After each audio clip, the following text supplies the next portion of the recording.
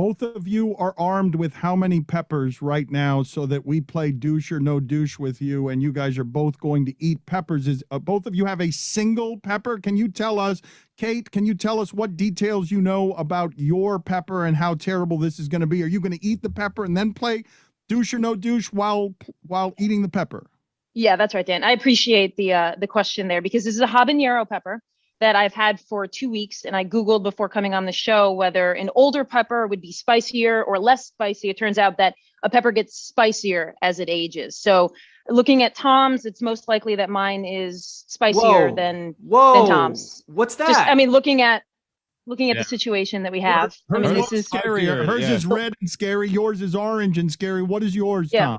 Mine is a habanero as well. People are like, oh, jalapenos are hot, but jalapenos are not nearly as hot as this. Is 40 times hotter than a jalapeno. So and this is, I think, 55 times hotter than a jalapeno is what I think. Kate's is definitely way hotter. So red looks hotter than orange. I mean, that's, okay. I feel like that's a bit of a made up stat. Work on that.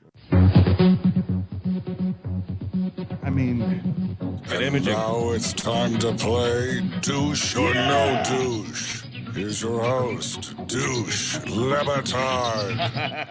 What kind of bite are you about to take out of the pepper? Tom Haberstroh, you go first. How substantive a bite are you about to take from the pepper? Oh, wow. Oh, you went all pepper. Oh, my God. Oh, wow. Oh, my God. The whole thing. Oh, my God. And he's staring at us, Kate, unafraid, totally unafraid. And well, he's got 30 seconds. Oh, my God. I am so sorry that so I have to do that, too. Well, hold on a second, Kate. We'll get to you in a second because we're going to, let's see how he's doing here. That's how big. All right. It's down. Oh, that was a big chunk. How's your face doing? Because your face just turned uncomfortably agitated. I'm a big sweater, Dan. I get red. I like eating hot peppers, but I don't do well with them. I turn into like a sweaty thumb. Okay, let's see this sweaty thumb. I've called him before a sweaty. I've said his head looks like a sweaty testicle. A sweaty thumb is fine as well. Oh, he's going to the water. Oh, Tommy. Yeah. Water. Gotta go milk, no? This is lime juice. This is lime juice. Oh, it's the guy at Pucker Butt, which does the hottest pepper in the world. It's called the Carolina Reaper. He says milk doesn't do anything for you. Citrus kind of caps the heat a little bit. So I'm drinking straight lime juice right now. Put some in your eyes too. That helps. Yeah. And he says it's a myth that oat milk helps. Tom's in trouble. It's actually about citric acid. Oh, Tommy. That's not helping. Citric acid is a myth as well. I'm going to put it out there that the citric acid does not help either. all right. So no stem. Stem is off. I'll just pop it in. You're not going to eat the whole pepper. You're not going to eat the whole pepper. You're not going to. I think I should have eaten the whole pepper. Oh, all right, here we go. Oh, wow. Here we go. Oh, Lord, Katie. God. I am really sorry that this is happening to you right now. I got my oat milk. Tom, you left. Why did you leave? His lips are really red. Whoa. There are things coming out of my nose that. Oh, no. Ew. Yeah, Katie. He's not messing around there. Whoa. Yeah. Katie, I don't like that I'm seeing about 2 minutes into my future here. Yes. I would totally. That's cruel. Now you're not so much talking shit anymore, Kate, about how hot your pepper is, huh? Well, and mine is 32% hotter than your pepper. So. Have fun with that. Right now, Kate. Okay. Guy who punctuates a sentence with a finger gun. Kate, douche or no douche? I mean, obviously. Okay. Same as the guy who does that. Remember the guys who do that? Or Chris, are you the guy who does that? I love that. You gotta snap Why first. are people doing? I haven't done that in years, but I was back. Look how much fun Stugotz is having right now doing that. Wow, that's his fingers, but very cathartic. Two sausages clicking together doesn't make a sound. She's drinking oat milk. Is the oat milk helping Kate at all? It's a little soothing for a couple seconds. Katie has begun itching her face and her neck. There's itching involved. You're right, Tom. How are we doing, Kate? How are we doing? Oh, Tom's face is changing. It's also right here. It's also right here. Right, Tom? Tom, are you crying? I am. Oh, for sure. Oh, I gotta take this off. You got to take one off. Oh, the sweater. The sweater. The sweater's off. Okay. All right. Instagram life coaches, Tom. Douche or no douche? Oh, douche. Total douche. Most of these life coaches are just at the end of their rope and they don't know what else to do with their lives. I'm total douche. Kate, what's happening with you right now? Jesus Christ. It's really hot. Yeah. Only 20 more minutes left. Kate, the adult who brings a glove to a baseball game, douche or no douche? Oh, man.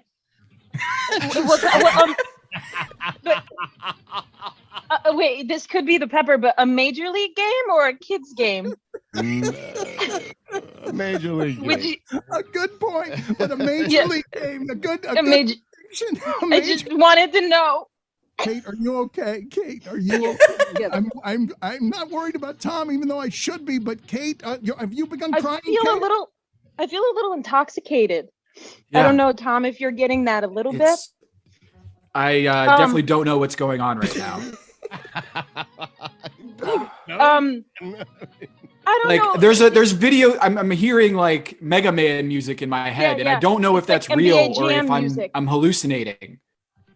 You're not wearing headphones. You're not. There's no. Where are we on how the you guys computer. feel, Kate? Kate, where are you? Describe how you're feeling right now. If I weren't on this, I would curl up. I would curl up in a ball. So, Tom, or do yoga. I would do yoga maybe. Kate, are you getting like a burn in your esophagus right now? It burns right here, right above John Starks. Yeah. Yeah. Kate, it's happening. Person who pees in the shower, Kate, douche or no douche? The douche is the person who pretends they don't pee in the shower. Yes. Tom, person who pees in the pool, douche or no douche? I'm afraid to say this, but because I know Skipper says he peed in the pool with Chris. Well, not together. We didn't do it together, but yes. Wait. What if you've been drinking a lot of water and it's just comes out clear? Mm-hmm. Is there a safe? If you're super hydrated. Yeah. Put it on the poll, Guillermo. Is it okay to pee in a pool if you are super hydrated? Tom, Gotta make person, that distinction. Apple AirPods, Kate, douche or no douche? Douche, full douche, because you just look like one. Right. And there even that, and I assume you are if you're looking like one. That's You're right. hurting, Kate. You are Yes. hurting. Wow. Like how is the one earpiece cool? Like not cool, but like two earpieces cool. Like how does that work? My ears are hot. Forgive my ignorance on a couple of fronts. One, did you guys give a specific place where people could go right now if they want to help you? I don't know if I caught that or not. Can you give it again, please? LG4day.com. That's where our committee the grassroots committee that put this together, at LG4day on Twitter. Reach out to them. My family started a pepper challenge through 2.5 years ago, the ALS pepper challenge. And my mom just was like, I don't want to lay down with this disease. I want to change the world with it. So she decided she wanted to do a pepper challenge. We raised over $650,000. Dan, you cowardly didn't eat the pepper. And Stu Gotz, thank you for doing it. And Charles Barkley did it. It was amazing. But this is the next phase. This is like we wanted to make Major League Baseball get behind this. So if you want to donate to the Pepper Challenge, awesome. ALS.net/pepper. All donations go to ALS research at ALS TDI in Cambridge, Massachusetts. Every dime of it goes to them. So ALS.net/pepper or LG4day.com. Stugotz here. Let's take a minute for our friends over at DraftKings. I love telling you about DraftKings. I live there. Seriously. I spend so much time there. In fact, my address is DraftKings.com. UFC 259 is this weekend, and it is sure to be action-packed with 3 title fights taking place in one night. DraftKings Sportsbook, the official sports betting partner of UFC, is putting you in the center of this weekend's title fight with 100-1 odds on either fighter. to land a punch during the title fight. How about that? Pick either main event fighter to land a punch during this weekend's UFC 259 bout, and DraftKings Sportsbook will give you 100-1 odds. Just bet $1 on either fighter to land a punch, and if that happens, you will cash $100. Amazing.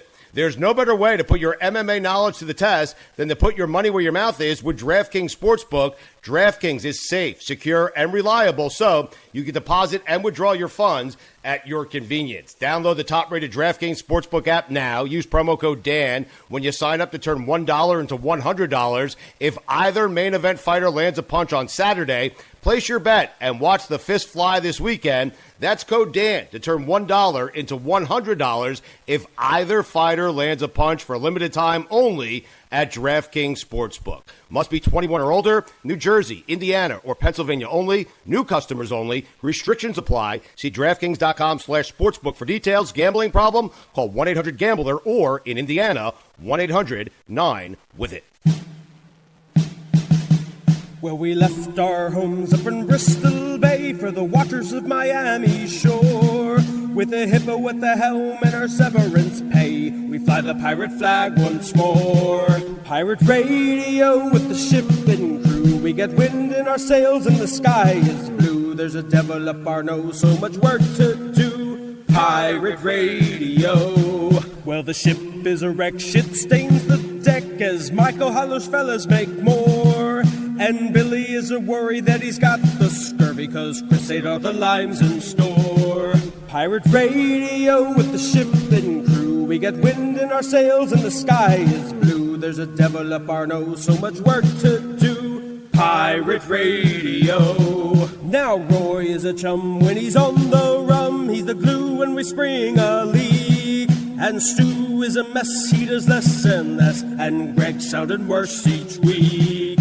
Pirate radio with the ship and crew. We get wind in our sails and the sky is blue. There's a devil up our nose, so much work to do. Pirate radio. Someone yelled ahoy, who the hell's cabin boy? Somebody named Tony, who knows? Once we got the skip, well, I mean jump ship, cause he knew we would sail to gold. Pirate radio with the ship and crew. We get wind in our sails and the sky is blue. There's a devil up our nose, so much work to do. For the Pirate Radio. Hello, everybody. Welcome to the Local Hour. My name is Roy Bellamy. I'm joined along with Chris Cody and from Fox Sports Florida, Florida Panthers play-by-play announcer Steve Gotz. Steve, welcome to the proceedings. Goldie? I like it. What's going on? What's going on? Roy, where's Stugotz? Roy, isn't Stugotz supposed to be here? Let's address the elephant in the room right Where now. is this guy? All right. Well, Stugotz, on his day off, decided to plan a dentist and a doctor's appointment, and he is running late, as Stugotz is wont to do. Now, I'm not doubting that he's at the dentist right now, but there is no better excuse to get out of something than a dentist appointment, right? Hey, like Cody, you're nicer than I am. I am doubting that he's at the dentist. You're being way too nice to him, let me tell you.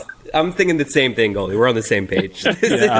I'm on Goldie's page as well. You'll love it. We had one producer back in the day when I was doing the morning radio like 20 years ago, and he lived in the same town that I did. And he was late a lot. I don't want to say his name because you guys might know. And he was late a lot. So he lived on the same, like 4 blocks away from me. And he'd come in with all these different excuses, I had the dentist, whatever. So one morning he shows up an hour and a half late. He walks in at like 7:20. The show's on the air at 6 o'clock. And he says, "Oh, man, my alarm clock never went off. I lost power." I said, "Bro, I live 4 blocks from you. Okay. Not only did I have power, but all the traffic lights worked. Okay. You're totally lying. If you're late, just say you're late." He's like, "Yeah, I'm just late." I'm like, "You don't have to lie about it, man." Well, Stugotz would always entrench himself in a lie. So he told me that the right side of his mouth was numb and burning at the same time. So I don't even know what that means. Smells like a lie. Too many details. Yeah, way too many details. So we are halfway through the season. The Panthers have been swept by the Carolina Hurricanes. They lost 4 of the last 6 games coming into Thursday night's game versus Nashville. What's going on, Goldie? What's been right now the problem with the Panthers recently? Well, they're 2-2-2 in the last 6. They lost that game in Detroit. That's probably one they'd like back. But, going up against Dallas, they took 2 out of 3. So I thought that was pretty good by them. And against Carolina, those are tough games. I mean, Carolina, Tampa, and the Panthers are 3 of the best 4 teams in the NHL. So the fact they came back in the third period, got points in both games, when you had the kind of cushion that they have because of the great start they got off to, it would have been nice to grab one of those. Certainly the last game, they came back in the third and actually had the lead in regulation. So it would have been nice to hold on to that lead. But, hey, at this point, when you're playing these real good teams, as long as you're getting points, it's solid. So we would have liked a couple more in the homestand. But, going 2-1-2 and, getting points in 4 of the 5 games on the homestand against Dallas and Carolina, was pretty good. They like to start playing with the lead a little bit more. That's going to be the big key to turning these 1-goal games, maybe some of these overtime losses, into wins. Well, that's exactly right, because the Panthers have been relying on comebacks in the third period. They haven't really been scoring lately in the first period. So how exactly can the Panthers tune up their first period, getting into good starts? Well, there's a lot of different factors in it. They haven't given up much in the first period either. So the first and second period, they're not giving up a ton of goals. So these comebacks that they're having, it's not like they're down 3-4-0. They're down 1-0 or maybe 2-0. To their credit, they're able to crank it up. They get maybe a little bit more riskier, defensemen jumping up, whatever the reason is. But early in these games, what I'm noticing, Roy, is they're playing well, and very often they have the territorial advantage. Just not, the puck's not going in. So, if that continues for 2-3 weeks, then you start to call it a trend. I think, it's a lot of games because the schedule is so condensed. So it seems like it's been a long time since they've done it, since it was a 5-game homestand. I feel like they're getting pretty good chances. I also think that they start the game and they're trying to make sure that they don't play too loose. So I think in some ways they're being very responsible defensively in those first periods as well. I'm really curious to see what happens on this road trip. Take nothing away from the Nashville Predators and the Columbus Blue Jackets, but they're not exactly Tampa and Carolina. Those are very tough teams to play against. And even Dallas, not having a great year, but they still went to the Cup final last season. Goldie, who's the starting goalie on this team? You got Bobrovsky, who's the one of the highest paid goalies in the league. Drieger seems to be getting more of the starts in recent, in recent times. So if the playoffs start tomorrow, is Drieger the starter on this team? I'm going to say it's a great question. If the playoffs started tomorrow, I would say they start with Bobrovsky, but the leash would not be a long one because you look at the save percentage, and from that standpoint, Drieger has outplayed Bobrovsky this season. Now, what Bob has done is, except for the game against Tampa where they got beat, I think it was 6-1. It's remarkable, this team, no matter who's been in goal, they've been in just about every single game this year. And with this condensed schedule, most teams can't say that. You have a night where it's just not there. So I think it's hard to say who the starter is. Bobrovsky's going to play. Bobrovsky played the last 2 games. I think if you win, you stay in. I think it might be one of those things. And I think, that might be intentional to try to keep that internal competition going. So that would be my guess. The playoffs started tomorrow. Game 1, Bobrovsky. But if it didn't go well, I think there'd be no hesitation to go to Chris Drieger in game 2. How's Bob taking this kind of like you're the highest paid guy, but you don't seem to be the starter in the regular season? Is there obviously he's probably saying the right things, but is there any beef here? Yeah, you know what? I'm sure he's pretty motivated by it. That's what I'm thinking about. I think he knows there's a guy behind him, and whether you're making $10 million or not, he didn't get to the point he is, winning a couple of Vezina trophies, one of the best goalies in the league for about a decade. By not being competitive. I got to practice on Wednesday before they left. Practice was 11 o'clock. I think I walked in there around 9:35, and he was already on the ice taking shots. So, the other weird thing about this season is, you can't face-to-face talk to guys, So you ask a question like that in a normal year, I'd probably have a better answer. But I don't this year because I haven't seen the guy and talked to the guy. Before I address the elephant in the room, let's talk about the defensive front of the goaltenders. What's the elephant in the room? Hold on a second. There he is. What is the elephant? Steve Goldstein.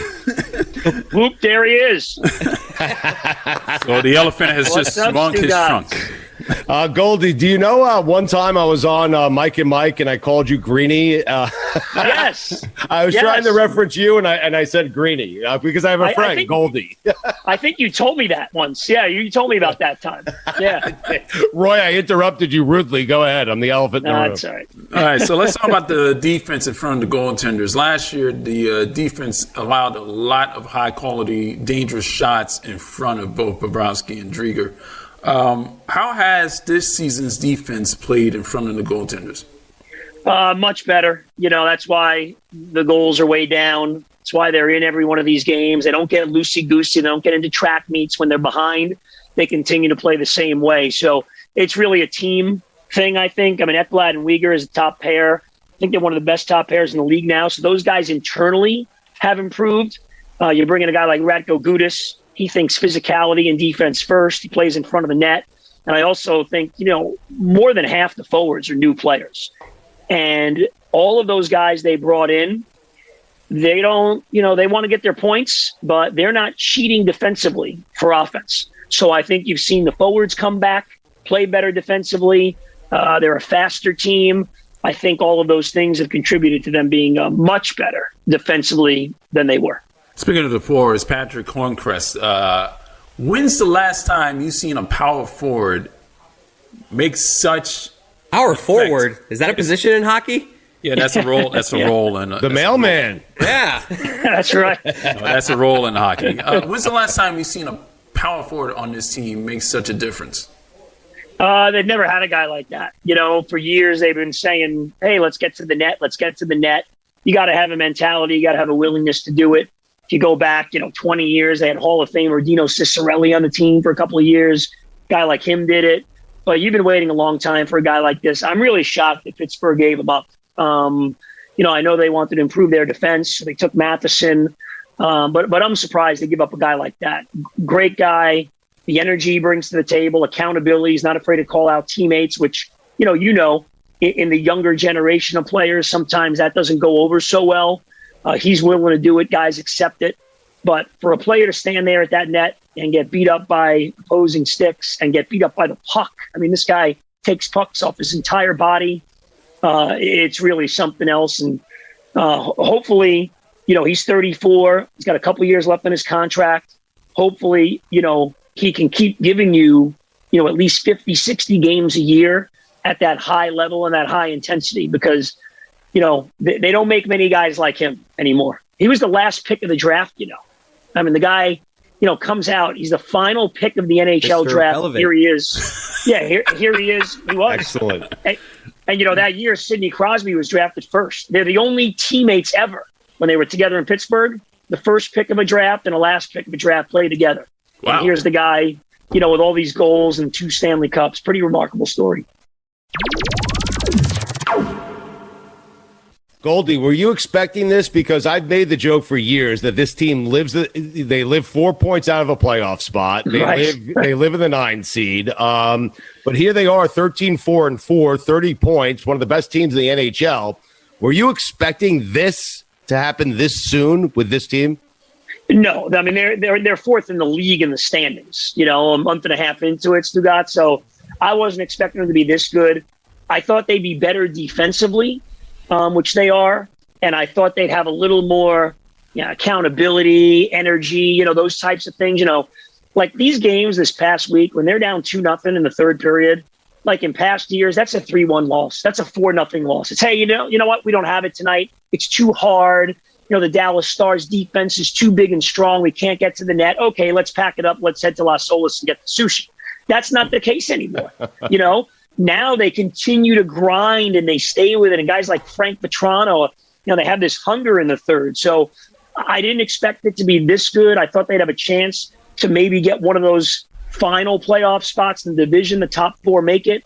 But for them, as you said, to be, solid in the top 3 with Tampa, who's the Stanley Cup champs, and Carolina, who's a legitimate Stanley Cup threat. And, get points in 5 of the 6 games against those teams, no, I didn't expect it. Chris Cody, was that wince you made because he said sushi? What? I am hungry. That was delicious. I am too. Yeah, but I'm thinking you're hungry for a steak or a steak. Oh no, I like sushi. Now when I say sushi, I'm talking about shrimp tempura rolls. There you go. Everything fried. Chicken teriyaki roll. It's not right. By the way, I'm not a sushi guy. Is there a restaurant gift certificate for the Sapir and Stugotz? I mean, what's it? 50-50. I mean, I'm 50-50 club. I wasn't planning on one, but how about I just take you out for lunch? I mean, we could do Perfect. that. That'll work. I haven't seen you in a while. I know. Perfect. You're glowing, by the way, because the Panthers are good. You're glowing, Goldie. That's right. And you're taking me to lunch. What can be better? Exactly. Now, Goldie, you pull off the shaved head beautifully, by the way. I just want to say that. And as somebody, I need to do this here. I need some advice here. Is it time for me? No, you're good, man. Like, if you really look, I hide it well. Like, look, you see in here, like, it's not great, Goldie. I think Goldie, though, can grow most of his hair back. Am I right? I got to. Right. Yeah, I can. Yeah. Not up here, but over here is good. Right, so that's what I mean. Like, was there an evolution to this? Like, did you just go from what I have to completely what you have now, or did you do like the cold? Like, what's the the next step?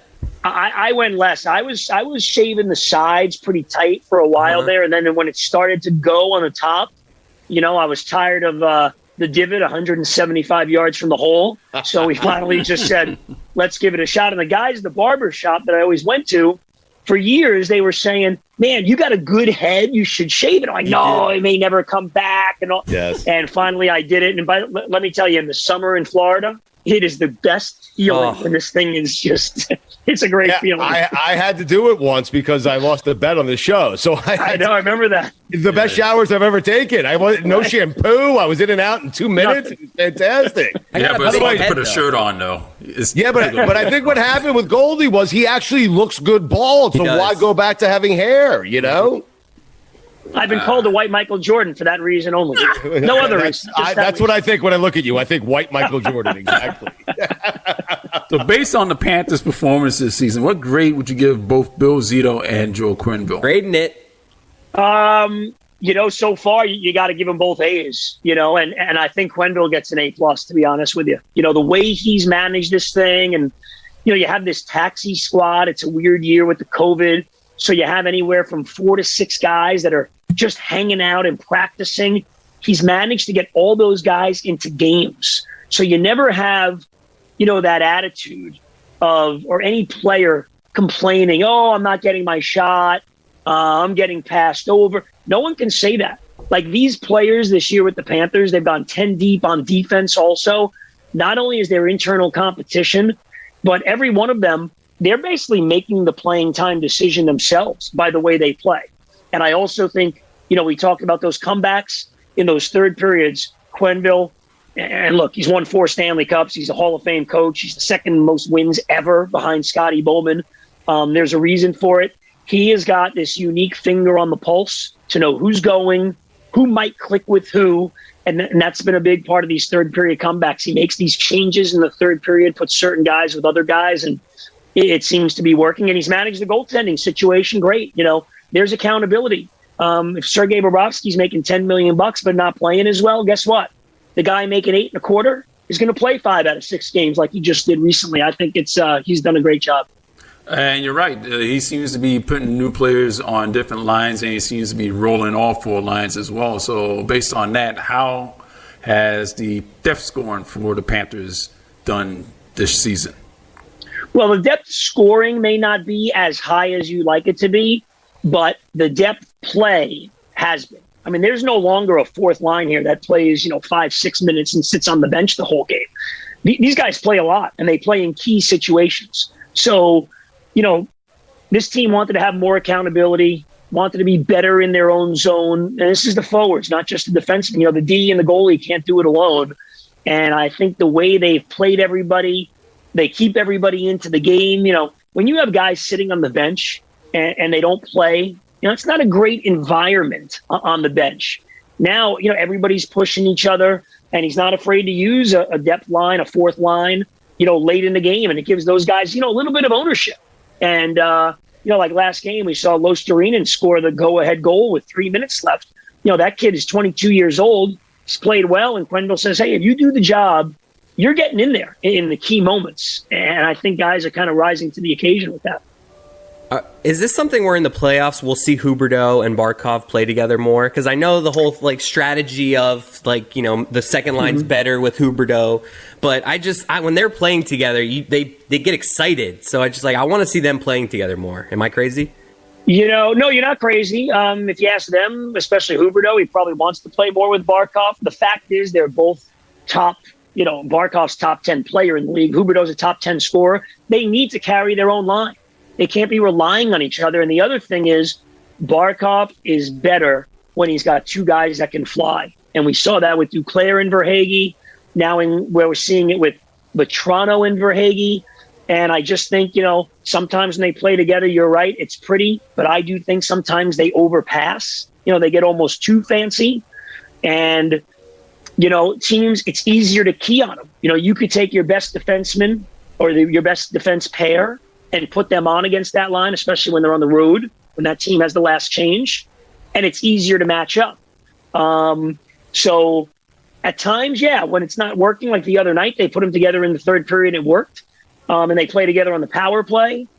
But I think overall for this team, it's been proven when they've been apart that the team is better. Goldie, what type of team do they match up with the worst? Meaning, I guess what I'm asking you is, what's the team in the East in their conference that if they meet them in the playoffs, you're going to go into it going, this is not a great matchup? What's the team that threatens them the most? Great question. Certainly it's Tampa, because Tampa's just better than everybody. I mean, let's be the guy's the best goalie in the league. Yeah. I mean, he hasn't given up a goal 3 games running. I watched a lot of the games, Stugotz. They didn't play great. I mean, they played very well all the time, but the guy gave up nothing. They beat Dallas the other night 1-0. Right. That Dallas goalie's good too. Yeah, Hudobin's very good. He carried him to the cup last year. Yeah, and I think they have the best defenseman in Victor Hedman. So, I think Tampa would be the team. Carolina, just because of their speed and the tenacity, they got great special teams. But Tampa would definitely be the team I think everybody would say you'd like to avoid. Now, here's the trick. If somehow, and it's going to be very tough, somehow they could finish first in the division ahead of Tampa and Carolina, you wouldn't have to play either one of them in the first round. One plays 4 and 2 plays 3. But as you know, that's going to be a big challenge if they could finish first. The way it looks now, it's going to be the Panthers and the Hurricanes probably in the first round. We're laughing at Chris because he just typed into the chat. I learned today that hockey has power forwards and special teams. I didn't know. There you go. Jesus That's Christ. power play killing, right? Like that's a special team play? Is that what Yes, power play and penalty I don't know killing. the terms, all right? Yes. I like hockey. I love watching it. I'm just still, I'm still learning. I can That's understand. okay. I can understand the power forward situation, but special team. That Hornquist, you guys talk, he just stands in front of the goal. I know you guys already talked about that. That's crazy. There you go. What an idiot. Those pucks come in fast. That's a high valuable. He must area have right no teeth. Hornquist, all his teeth are fake at this point. Who has the fewest teeth on the team, Goldie? Oh, that's Juho Lamico. You ever see that guy smile? So when Stugotz, you'll like this one because I was quick on my feet. You appreciate that. When Lamico scored his first goal, and it was his first NHL goal in Carolina, I said he's closing in on the missing teeth to tooth ratio. He's now cut it in half because the whole front is gone. The whole thing's gone. That's why you're one of the best in the business, Goldie. I mean, that is it. I mean, it's right there. That is tremendous. Your fondest sports bang memory. Oh, great. Let me think. It had to be something with you, obviously. I'm trying to think if anything great happened. I remember we used to play the poker. That was always exciting. Yes, that was. So many great that was always segments good. on that show. So many great segments, but here's Billy's fondest memories are me not paying him, which I did. Okay. Eventually. Goldie, you never had an issue with payment, right? Well, I paid Goldie because Goldie, Goldie would bring some sponsors to the show. Billy brought nothing. Well, it took a little. It took a little bit of time sometimes, but yes, and I knew where you lived, so there was no problem. This wasn't like going back to my younger days in Brooklyn. It was all good.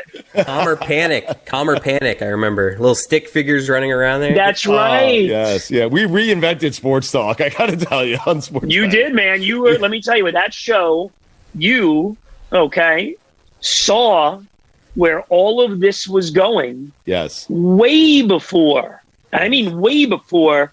Maybe ESPN saw it with PTI, with Wilbon and Kornheiser, but you saw where it was all heading. Because when we were doing Sports Bang, all of that type of show, which is 95% now, was maybe 5% of what was on the air. Yeah. So nice job by you. I'm a visionary, Goldie. And listen, you are. And you parlayed it very nicely into being a CBS News and sports anchor. Right. Good job out of you. I'm still doing that. So what the heck? Yeah. When they asked me to do the news, I was filling in doing the sports, as you know. Yeah. And they called me in one day and said, "Would you like to anchor the news?" And I said, "Would you be interested in anchoring the news?" The way they phrased it. I said, "Well, yes, I'd be interested because I'm always interested in whatever's going on." I go, "But can I ask you a question?" They go, "Yeah." They go, "Why do you want me to anchor your news?" I couldn't get that. Right. And the reason she gave me at the time, the news director said, is because you sports guys, there's a lot of people that can read the prompter. Yeah. But you sports guys are good when the prompter is not on, when you're going back and forth, or you're doing an interview, or the prompter breaks, or there's breaking news, and you'd be really good at that. I thought it was an interesting answer. I thought they were going to say. I thought it was going to be just Sports Bang. That's why. No, but Goldie's right. I don't even think it's sports guys, right? I think it's sports radio guys. Like we're not working off a prompter, right? So you have to improvise. Yes. Right? Yeah. Yeah. And to this day, even when I do the news, it's easier for me when it's still harder for me to read a story about, President Joe Biden and the administration has tabbed Merck to aid Johnson & Johnson in vaccine production. Let's go to Stugotz live. And like reading that is still harder for me than, all right, Stugotz is here with the weather. Man, I was driving in. It was raining. Like that's still, that's easier for me still. Yeah. I know it is. Roy, I'm sucking up your hockey time. Go ahead. You got 2 minutes. All right. Well, let's talk about the other divisions here. Who do you think are going to come out of these divisions and will basically make the playoffs? And what surprises do you see in each of these divisions? Like Chicago, we didn't expect the Blackhawks to do any of this season. They were supposed to be better. Yeah, the Blackhawks, I mean, honestly, the Blackhawks and the Panthers are probably the two biggest surprises in the entire league right now. I think Toronto tried to get a little tougher, a little meaner, a little more, veteran-like, kind of like what the Panthers did. And they signed Joe Thornton and Wayne Simmons. I think it's worked out. So them being on top of the whole league is pretty amazing. I still think Washington, I still like the Capitals. They had the COVID issues and they're still right there. So I like Washington and the Islanders in that division. I think one of those teams is going to come out of that division. And then in that other division, I still think Vegas. I know the Blues are really good and there's some other teams that can get it done. But so if I had to say, I think Vegas, the Leafs, Washington or the Islanders. And even though, the Panthers hopefully can win the first round and then play Tampa in the second round, or avoid Tampa in the first round and play them in the second round, you still have to favor Tampa coming out of that division. And finally, who do you think is going to win the Cup this season? Wow. Panthers. It's such a crapshoot, Roy, because it's a condensed season. You still have, the COVID thing out there a little bit. In a condensed season, I don't know how the injuries are going to play out once you start getting to games 40 and 50. These guys are playing so much hockey. But I'm going to say that this is the year that the Toronto Maple Leafs, again, I'm saying it right now, only 25 games into the season. Right. I'm going to go with the Maple Leafs. Wow! I think they've been knocking on the door. And, it's going to be hard to go back-to-back. I think Tampa's got a great shot to do it, especially if they get Kucherov back. But I like when teams have that disappointment for a few years. I mean, Tampa had it for like 6 years before they won last year. I like when teams Panthers knock on have the had door, a lot of pain. Panthers have had a lot of pain, Goldie. The P in Panther stands for pain. Yep. I mean, yeah. Hey, Goldie, we're going to let you go. We appreciate this. We're happy the team is good. We're happy that you're doing well. We love you. I am telling you, I'm giving you time to think about this, okay? We're going to start doing these during the local hour. I want you to take us through some of the best, greatest moments, most embarrassing moments of you, Joe Rose, and Jeff DeForest. Oh, wow. An oral history of the first team on WQAM, okay? We're going to do it. I'm telling you right now. Let's do it. I'm in. Okay. All right. Goldie, thank you, man. Thanks, All Goldie. right, guys. Thank you. Stugotz here for our friends over at Advance Auto Parts. We love them. They have been supporting this show for years. They get the show. They are friends of ours. And because they're friends of ours, that means they are friends of yours. That's all we ask. Dan and I always ask you, please support the people who support this show. Support the people who get this show. Advance Auto Parts does exactly that. They are amazing. We love them. Look, I rely on Advance to keep my car going, and with options like buy online, pick up in-store, and curbside pickup, they make it really easy to get the part you need, where you need it, when you need it. So head to Advance Auto Parts, where you can get the parts you need to keep moving. Advance your auto, only at Advance Auto Parts and participating CarQuest locations. This is the Dan Lebatard Show with the Stugotz podcast.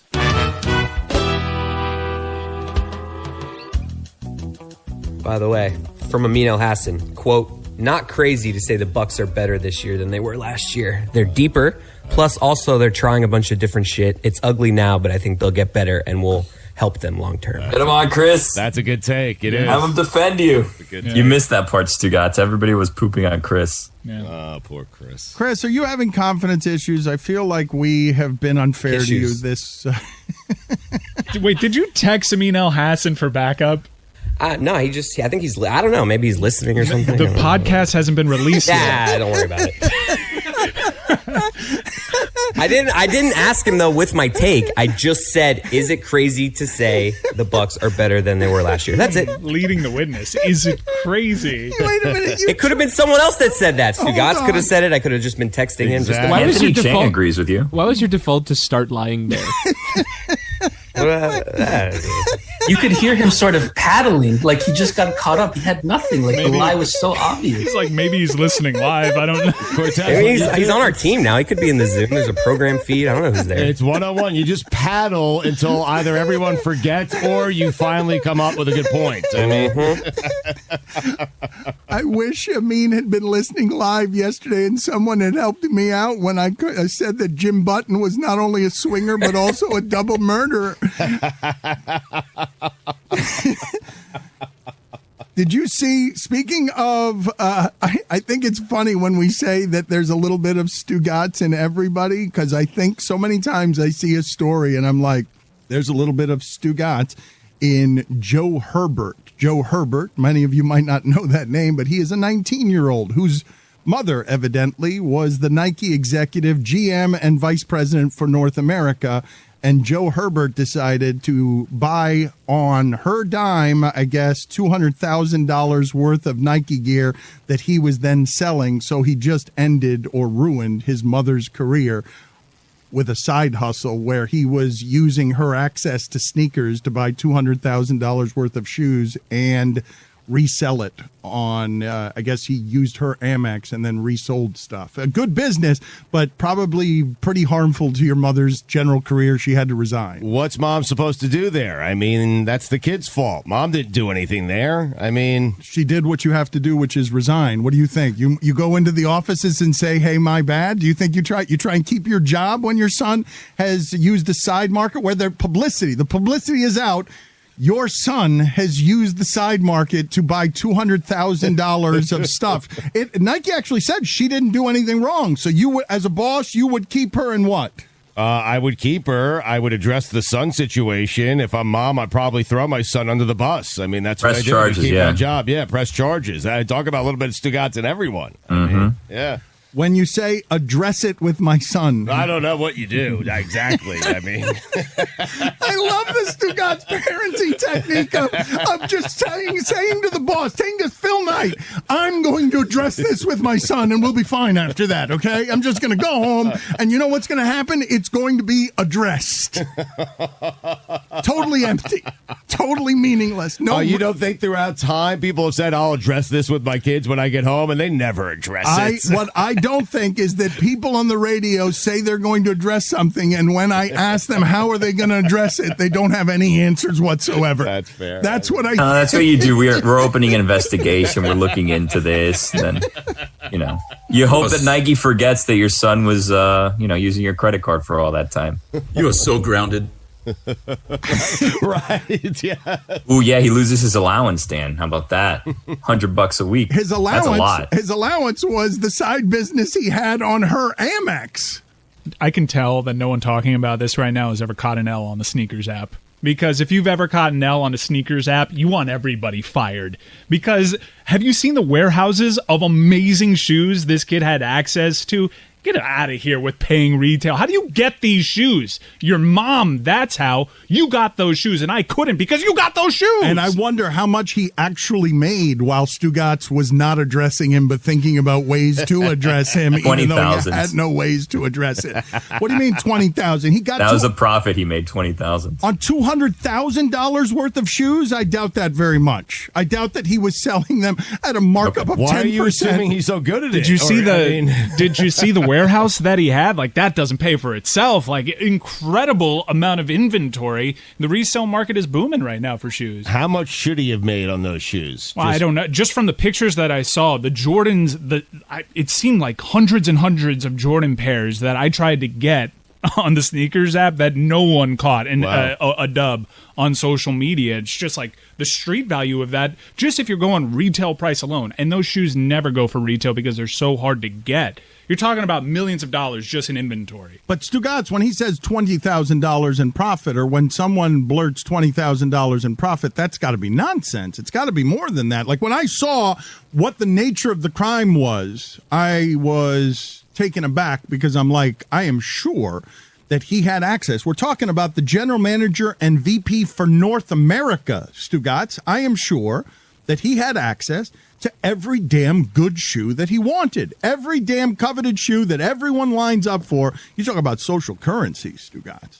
He had access to all of them. The profit for that, costing your mom her job at 19 years old, can't be $20,000. So it's good. Well, Billy said $20,000. Others in the chat are saying he made $8 million, some reports are saying. So, I mean, somewhere in between. Right. It's quite the variance. I'll meet you in the middle. I will say, though. I'll meet you in the middle, and then we'll address it. I will say, social currency, tweeting out a screen cap of got him. Oh, got him with the shoe that you got on the sneakers app when everyone else is catching L's. That is a mighty good feeling. That is a very 2021 amazing feeling. The got 'em and the screen cap of the shoe everybody else wants. I don't even want to wear these. How about that? How often have you gotten the got 'em? It's like maybe eight wins on the sneakers. What raffle? Are you batting? Like 8 wins out of? Oh, you didn't, Dan? No, I mean, it's terrible. I'm doing terrible on that. It's awful. This is why Greg Cody has the right idea. Just have 3 pairs of shoes for your entire life. You know what? A boutique sneaker shop reached out to me. I got to follow up. They want to give Greg Cody like an insanely nice pair of shoes because he only has 3 shoes. He won't want them. I mean.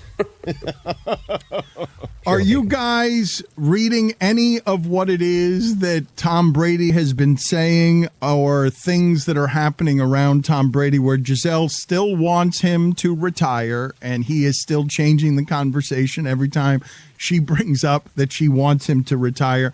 And he also said, and I'm curious whether or not old-fashioned America was surprised by this, Tom Brady says he has had to become reacquainted with the dishwasher. And lest you have old-timey thoughts about how this is supposed to work, I didn't realize that Tom Brady got a break from the dishwasher. I didn't realize that that there was an on season and an off season for the dishwasher for Tom Brady. I thought that in that house, Tom Brady, whenever there weren't helpers around, that Tom Brady was handling the dishes every bit as much as Giselle was handling the dishes, because they are kind of equals. And if you don't want to make them equals, you can make Giselle the bigger superstar. I'm surprised Tom Brady gets away with not retiring, given that Giselle wants him to retire. I think in season, he's probably not doing the dishes. Out of season, once he's recovered from all the drinking, once he is sobered up, he has to reacquaint himself with the dishwasher. I hate the dishwasher. I love a laundry machine. Very cathartic. The dishwasher,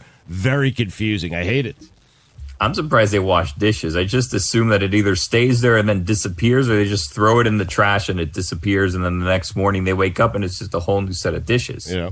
Have you noticed the same thing I've noticed about Stu in one particular word? It's like the one big word he Cathartic? knows. And it's just everything's cathartic. Walking down the supermarket, I love cathartic. that word. It makes me feel smart. I love that word. Guillermo, put it on the poll. What's it mean? It's your I'm going to ask him what it means in a second. Hold on. Guillermo, put it on the poll at Lebatard Show.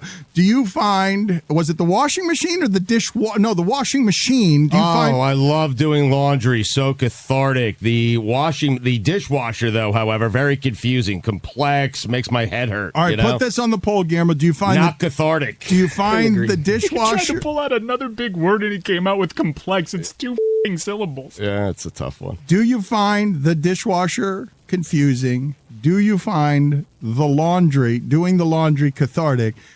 Now, Mike, do me a favor and please look up the formal definition of cathartic, because I want to get from Stugotz his definition of cathartic. Stugotz, how is the dishwasher confusing? You put dishes in it. Yeah. And then there's a little tablet in there. I would much rather unload and load a dishwasher than do laundry. Oh, my God. I feel like you're in the minority there, Stugotz. Now you said it. Then there's some steam coming out, and I get worried the house is on fire. It's confusing. I don't like it. Put it on the poll, Guillermo. What would you rather do, the laundry or the dishes? And now let's have Stugotz try and come up with the formal definition of what he thinks it means that something is cathartic. It's orgasmic. I don't know what orgasmic means. Wow, this is tough. So you have doing the laundry something that makes you ejaculate. Yeah, that was wrong. Okay, that's not okay. Yep. That's I didn't know what orgasmic meant. Put it on the poll, Guillermo. Does Stugotz ejaculate into his laundry? I do the laundry because occasionally I ejaculate. I mean, I'm going to have to disagree with you on this, Stugotz. First, you have to sort the clothes. Oh, Jesus. And then you have to wash the loads, and then you have to put it in the dryer, and then you have to fold the clothes or hang the clothes in the closet. That's too much work. Yeah, but I enjoy putting it in the laundry. I put the color thing in, so I don't have to separate colors anymore. Crazy. And then I don't have to separate colors anymore, right? And then what I really like to do is deliver a little package of laundry to each individual kid's room and my wife. I'm telling you, there's something very pleasing about it. It's great. It's cathartic. So very pleasing and orgasmic are how you are defining cathartic. Getting aroused right now. So do you want to take another crack at cathartic, knowing that you're a little bit wrong on what cathartic actually means? You have to be right. What is your best definition? Not show joke, not anything. You have to be right. Peaceful. That'll work. What is the formal definition? Adjective, providing psychological relief through the open expression of strong emotions, causing catharsis. There you go. So you do laundry and you feel a peaceful release. What are some of the other things? Walking through the grocery store. How busy on a Sunday? How busy is your life that you find peace in some of these things that people don't go searching the globe and meditation and religion? Everyone is looking for some sort of healing catharsis. Stugotz turns on the washing machine after being confused by the dishwasher, and there it is, enlightenment and catharsis. Dan, I've learned over 47 years of living, you never know where you're going to find peace. You never know where you're going to find happiness. And I have found it with laundry and a stroll through the Publix aisles on a Sunday morning. I feel like I'm doing something for the family. It makes me feel good. I really do. Cathartic.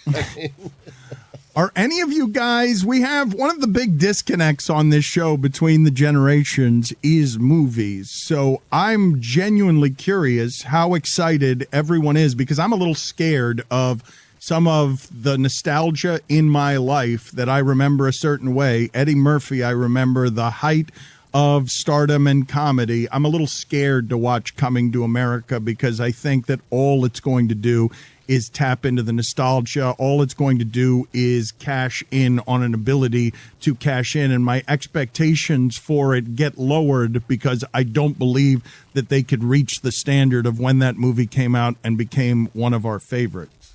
Well, I was very annoyed that it was going to be PG-13 instead of R, so that's one thing. And now I'm seeing reviews on the movie that is very unfavorable to it, so it seems like a cash grab, but I'm very scared, but I plan on watching it. It's a star-studded cast. They're doing a typical Hollywood thing where we know there's a lot of money. We'll lure Eddie out. We'll get him to do something that he's been asked to do for a long time. Bill Murray has refused to do. Even though people in his crew were telling him to do another Ghostbusters, I think he actually came out and finally broke down. There was supposed to be a Ghostbusters movie that came out before the pandemic, and I think he's attached to it. The review that I read for Coming to America, I think the number 2 is in it, is that it's not very well made, and it's almost as like they're just openly complaining that the times have changed and that the movie has to be PG-13. It's almost as if like they're not actually apologizing for any of the things that they said, but it's just like, well, you can't touch a woman anymore. Like, it's just like open complaints about how, man, the 80s were great, weren't they? Well, we can't have anything, it seems like, anymore that isn't a little scared, understanding that the times have changed and you've got a whole lot of comedians doing a lot of complaining about why can't our place be kept free of this stuff. But you know why it can't be kept free of this stuff? Because of Joey Ryan, the wrestler. Have you seen any of what has happened around Joey Ryan? He was a cartoonish silliness that just in line with wrestling entertainment is fake. And his move was a spinning penis move of some sort. His penis was very powerful, and he would flip people with his penis, and it was ridiculous. And he got popular in a game that it's hard to get popular in because he was kind of funny. And then here come the 17 accusations from women and underage girls in the hashtag Speaking Out movement. And then Tony Khan has to yank him off of some promotion because all of a sudden the guy who was trying to do something funny also had underneath it a whole lot of complaints and not a lot of apology when met with those complaints. Well, he was never part of AEW's promotion. AEW had wrestlers that were going to take part in what was a charitable endeavor that featured Joey Ryan, and once Tony Khan caught wind of his wrestlers appearing on the same card as Joey Ryan, he pulled them and was very public that no AEW wrestlers will ever appear on the same card as Joey Ryan. And Joey Ryan appeared on AEW programming before they were a fully fledged weekly television program. Once all this stuff came out, keep in mind a lot of those people were close with Joey Ryan, did internet television series with Joey Ryan. They probably had a better idea than even the public knew, so they have totally close the door on Joey Ryan, who's on this road to redemption, and then he gets hit again with that in public fashion, and now all these articles come out about Joey Ryan. Did you have any thoughts yesterday, Stugotz? No. Nothing in life is free. Time for some ads. All right, let's take a second here for our friends at Advance Auto Parts. I love telling you about Advance Auto Parts. They always have our back. Been with us for years. We appreciate their commitment to the show. They get the show. Unlike any other sponsor we've had, I think. They get the show. Have you heard about their advanced same-day offers? Get this advance offer, free curbside pickup and free in-store pickup within 30 minutes on most in-stock products. That's the kind of speed that gets you back on the road with the parts you need and gets you there fast. So head to your Advance Auto Parts store today. Advance your auto at Advance Auto Parts and participating CarQuest locations.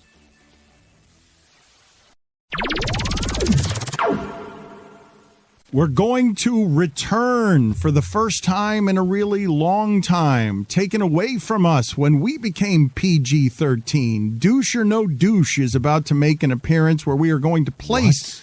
We're going to place subject matter in front of Tom Haberstroh and Kate Fagan and ask them whether someone who does something is a douche or not a douche. Kate Fagan and Tom Haberstroh, we want to play some sound for them as well because we talked a lot about what happened with Shaquille O'Neal and Candace Parker and Dwayne Wade on the air the other day. But before we get to that sound, we've told you before around here that Boog Shambi lost a friend of his in a pretty awful way, watching him sort of trapped inside his own body, and dedicated himself to a cause in order to help people who are trapped inside their own body with whether it be Parkinson's or Lou Gehrig or some of these ailments that really are not something to get enough attention, and only when you see a loved one die or deteriorate in front of you do you find the compassion somewhere inside you to want to tell others about this needs help, it needs help immediately. You don't want to see anyone you love endure this. And so Tom Haberstroh and Kate Fagan have been doing very similar work in this realm, and we were frustrated a little bit at ESPN that we can only do help for Jimmy V when there were a lot of other causes. Jimmy V and cancer research, obviously a good one. So we want to bring your attention to some other subject matter, and we're going to bring Tom Haberstroh and Kate Fagan on together first to talk about that. So welcome to the show. And Kate, can you explain the specifics to me about what it is that you guys are doing, where you've paired with Major League Baseball, and why it is that this is so important to you specifically? Yeah, so Tom and I both connected over ALS because one of our parents had it. My dad had ALS and died of ALS in December of 2019, and Tom's mom has ALS. So we first talked, Tom, years ago, 3-4 years ago, when we found out that our respective parents were struggling with it. And Tom's brother, Chuck, and also a group of folks suffering with ALS got together. And I think it was Brian, right? Brian Wayne, who has recently died of ALS, who probably 3 years ago, Tom, 2 years ago, threw out the idea of, why doesn't Major League Baseball have a Lou Gehrig's Day in the same way that there's a Roberto Clemente Day and a Jackie Robinson Day? Because ALS and Lou Gehrig's, many people, Dan, as you just said, they're synonymous. People often use one interchanged with the other. So we thought, well, why doesn't Major League Baseball have a dedicated day and bring awareness to this disease and help raise money? Because anyone who has been affected by ALS and gets to understand that world knows that it's a disease that we could cure, but it's underfunded. And so that was the goal that this group set out with. And, if you know anyone with ALS, you know that they clear hurdles all of the time. So anything that would come in their path is something that they were going to be able to jump over. Tom, what are the specifics about the day that we need to know, and what are the specifics about helping that we need to know? Yeah, so June 2nd is going to be forever known as Lou Gehrig's Day in Major League Baseball, which is astounding to me because 2 years ago when Brian Wayne Galentine, who's a songwriter who's just is a huge baseball fan, when he texted my brother and said, why isn't there a Lou Gehrig's Day in Major League Baseball? This is their disease and they could do so much. We asked baseball executives, like, what do you think? And they all said, good luck. Like, there's too much bureaucracy in sports. It's impossible to get anything pushed through. And there's so much red tape that this isn't going to happen. And then we just decided we're going to do a grassroots patient-led. So people with ALS on these calls, Zoom calls with teams, and convincing them that we need to do this. And we set up everything. We said, June 2nd, here are our corporate sponsors. We're going to make everything lined up. Here are the patches. And one by one, they started signing off. And on October 20th, we found out that all 30 teams had signed off on a Major League Baseball day. And then 2 days later, Brian Wayne Galentine passed away. So he found out, B. Wayne, who is the leader of this group who had ALS, was watching the World Series. And his caretaker left him for 3 minutes, and then he passed away, tragically.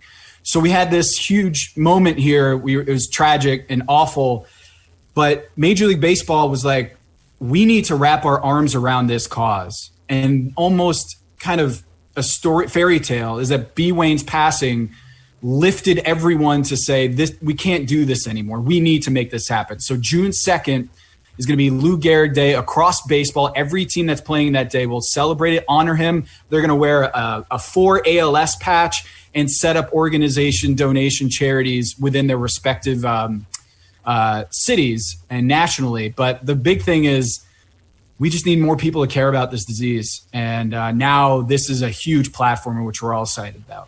Kate, I guess up until now, why has it been so underfunded? Well, it's interesting because there's actually a correlation in my mind between the whole crisis we covered with Ray Rice in the NFL and domestic violence. because when you looked into it, there was a reason that the NFL didn't want to be associated with domestic violence, because they felt like it wasn't something that their fans wanted to even see, right? It wasn't like a safe place for them. And the correlation I'm making is that like ALS, on one hand, just people are dying so quickly of this. So you can't get a group of people together to be able to do things like walks and marches. And those do exist, but people die so quickly, you can't build up the momentum. And the other thing that my dad and I would talk about before he passed was that there's just so many people who have this disease because of what it does to your body that you don't want to be the poster child for it.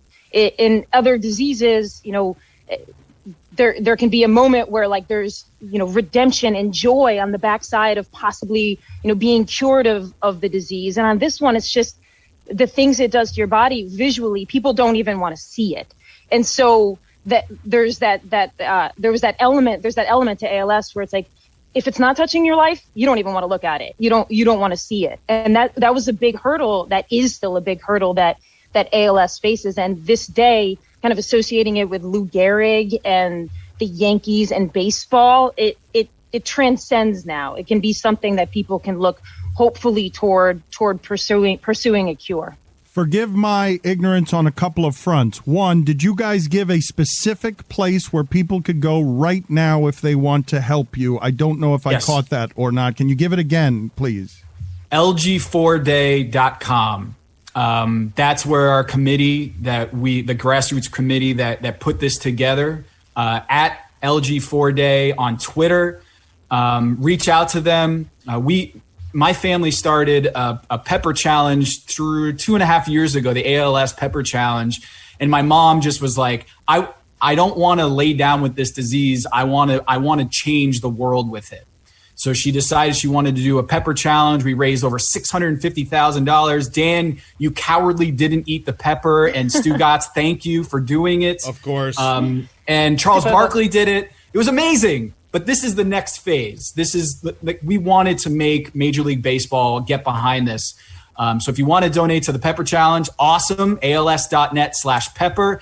All donations go to ALS research at ALS TDI in Cambridge, Massachusetts. Every dime of it goes to them. So ALS.net/pepper or LG4day.com. Both of you are armed with how many peppers right now so that we play douche or no douche with you, and you guys are both going to eat peppers? Both of you have a single pepper? Can you tell us, Kate, what details you know about your pepper and how terrible this is going to be? Are you going to eat the pepper and then play douche or no douche while eating the pepper? Yeah, that's right, Dan. I appreciate the question there, because this is a habanero pepper that I've had for 2 weeks, and I Googled before coming on the show whether an older pepper would be spicier or less spicy. It turns out that a pepper gets spicier as it ages. So looking at Tom's, it's most likely that mine is spicier than Tom's. What's that? Looking at the situation that we have. Hers looks scarier. Hers is red and scary. Yours is orange and scary. What is yours, Tom? Yeah. Mine is a habanero as well. People are like, oh, jalapenos are hot, but jalapenos are not nearly as hot as this. Is 40 times hotter than a jalapeno. So and this is, I think, 55 times hotter than a jalapeno is what is what I think. Kate's is definitely way hotter. Yeah. So red looks hotter than orange. I mean, that's, I feel like that's a bit of a made-up stat. Work on that. You had a question that you have been texting Amin with because you got buried earlier in the show. So ask Haberstroh your basketball question, please. Am I eating this now, or are we doing basketball? Not yet. No, you're going to eat it when we start playing douche or no douche, so we can get the visual. Did Kate already take a bite of that? It looked like she's waiting. All right. I was gonna, but no. Chris, what is your question for Haberstroh? Is it crazy to say that this Bucks team this year is deeper and better than last year, even though their record isn't as good? Yes, they lost Drew Holiday, who's an all-star caliber player, for 2 weeks due to COVID protocols, and he's working his way back. Like, if this guy is healthy, they are absolutely better than they were last year. Imagine that. Good answer, Tom. Great. Feeling good about yourself, aren't you? And you should feel good about yourself. Oh, Tom, you should have heard. I was mocked for saying that in the first segment. Everyone was laughing. They were grabbing their bellies. They haven't been this season. There's no disputing that this season they have not been as good as they were last season. You would dispute that, Tom? They're deeper. They're deeper. They're solid. Their depth is solid, but the biggest thing is that Drew Holiday is better than Eric Bledsoe, and that's a huge upgrade for them in the postseason. So yes, I think they're better this year because of that trade alone. All right, I got 2 quick basketball questions. Damian Lillard. 2 days ago, I said LeBron James was the MVP. 2 days later, I'm saying it's Damian Lillard. 40-plus last night, 7 assists. Why are you so insistent on having an MVP conversation? I love a good MVP conversation, so annoying. And so does Tommy. It's cathartic. Does Tommy find cathartic a good MVP conversation? It's too early for this. I mean, Drew Holiday just got back. It just goes to show that all of these players right now are trying to get healthy, and teams are just ragged. The Portland Trailblazers are super ragged and injury prone right now. Damian Lillard is incredible, but if we want to talk MVP, I want a guy who plays both ends of the floor. And LeBron James, I think, has a better case than Damian Lillard. No C.J. McCollum, no Nurkic, still 21-14 in a very difficult Western Conference. Damian Lillard does not get enough credit for being a great basketball. That's fine, but he's not the MVP. Like, you can say he's amazing and deserves to be in the conversation, which is what we do when we don't want to say he's the MVP. Damian Lillard is in the MVP conversation, but so are like 10 other players. Kate, have you Let me try this one. Hold on, Dan. One more on Tommy, okay, real quick. Greg Popovich, best coaching job he's ever done this year? No, I would say the roster with LaMarcus Aldridge and Kawhi Leonard winning 67 games in the regular season. And then when Kawhi turned his ankle, when Zaza Pachulia got underneath it in the playoffs, and they were out of the playoffs after that, I think that season with that roster, Greg Popovich winning over 65 games is ridiculous and underrated in history. Kate, you have done a lot of... I got one more for Tommy. Oh, shut the up. Tommy, has Pacers been for a long time. Kate has been for a long time someone who has outgrown these empty conversations about the MVP. Yeah, I mean, it's just such a garbage at content. Who's the MVP of the league? Let's split hairs. It's Lillard. I mean, 3 to 2 months into the season, it's just terrible content. Feel bad for Tommy. Tell me about the moment that you realized you had outgrown this as content and said, I need to do more important things with my life. Well, Dan, I don't know if that's a real question or not, but it was the second time I did Around the Horn. On the conference call, they were doing another Chris Paul topic, and I was like, didn't we do a Chris Paul topic last week? I guess I thought that we would do differentiated content every week, but Katie, turns out that did not go over well on the conference call before Around the Horn. Let me just tell you that. Katie. It's Kate. Okay, I'll call her Katie. Tommy. I mean, that's what I do. What did you make, Kate, of the conversation that we were having about an Amex card, a 19-year-old, and running up $200,000 worth of charges on your mom, who is the GM and VP for North America in Nike charges? Yeah, well, I don't know who on here is a sneakerhead. I'm assuming a few of you guys. Right? Mike All right. Ryan. Stugotz, was that a yes? No, Mike Ryan. That was me pointing at Mike Ryan. It's Mike Ryan and also Greg Cody, who owns 3 pairs of shoes and has owned 3 pairs of shoes for the last 20 years. Those are the only sneakerheads. It just made me feel better. It made me feel better that I understood now why I only take L's on the sneaker apps. Because before I figured, well, I have the somewhat equal access to everybody who's on the sneaker app, but I don't, right? I don't have equal access. It's kind of like the fans who think they can get a ticket to the All-Star game or a ticket to the Super Bowl, and it's actually just filled with corporations. So it was evidence to me. It was evidence to me of why I'm taking L's. Dan, you're taking L's too, right? Yes, well, it's not sneakers because I too have become of the age that I don't buy new stuff very often. It's mortifying to me that Does that happen? So I don't take I don't take L's on the sneaker. Age? But as an added bonus, though, Kate, Bob the engineer just muttered it happens. But as an extra added bonus, many shoes make my back hurt. So I can't. So New Balance. I'm with you, Dan. New Balance. I've got really wide feet, and the idea of like buying new shoes every week it makes me sweat. It makes me sweat because my feet just don't fit in anything. So if I find a shoe that fits nicely, I'm wearing that shit for like 5 years. Y'all are worried about the wrong things. I'm not worried about comfort or fit or if my back will hurt. I'm worried about the fire that will exist as I step onto the street. Thank you for nodding your head. I'm not concerned with comfort. I'm wearing a shoe that was designed in 1984. So, Dan sees the Joe Montana Skechers ads, and he's like, where can I get some of that shit? They do look comfy. This is my problem. My problem is I look at things on the internet that I like, and I'm like, if I order that and it shows up at my house in a box, it's going to make my knees tight, and then my back is going to hurt, and I'm going to have to send it back, and so I'm not going to be able to wear it. It's just going to be bringing the shoes to my house and then sending them back. And so I'm like, you know what? I'll keep the same sneakers I've had. I'm becoming Greg Cody, and it's mortifying to me. How long do you guys think this pepper itch is going to last, given your previous experiences with pepper challenges? Are you going to have a whole lot of problems here getting through douche or no douche? I did a jalapeno last time I did the pepper challenge, which, as we previously stated, is 40 times less hot than this pepper. All right. Yeah, and just to be clear, this doesn't hurt once, okay? Tom, I can tell you the time I did it, I don't know which one I ate, but it stayed with me for like a day, an entire day. So cathartic, by the way. Yeah, Dan, how much did the pepper stay with you when you did it? I did not do the pepper because they make my back hurt just like the sneakers. Let's go ahead and start douche or no douche, but don't give us the pepper payoff just yet. We'll get about halfway through this. Do we have Dan, I'm telling you, this thing will hit 30 seconds later, and then it's just going to be hell for 15 minutes. So... Okay, well, just take that timing into account. Okay, well, just give me a couple here where you're not going to be freaking out, just so that we can get this started. We've got plenty of douche or no douche for you. Do we have any imaging here? We're just going to fly right into it. Let's do it. I mean... And now it's time to play Douche or No Douche. Here's your host, Douche Lebatard. Old school. I missed that. All right, so before you get to the peppers, halfway through we'll get to the peppers, but Kate Fagan, person who brings their own bowling ball and shoes to go bowling, douche or no douche?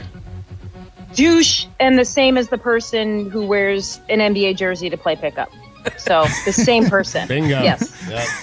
Put it on the poll, Guillermo, at Lebatard Show. The person who wears an NBA jersey to play pickup, douche or no douche? Tom Haberstroh, person in the movie theater who claps at the end of a movie, douche or no douche? Douche, for sure. And also, clapping when the plane lands just shows me you never really fly all that much. Oh, Tommy. You didn't clap at the end of Karate Kid? Tommy. Kate, what about Aaron Brockovich? Yeah, I said that. Kate, person who brings their own food to the movie theater, douche or no douche? That's a good one.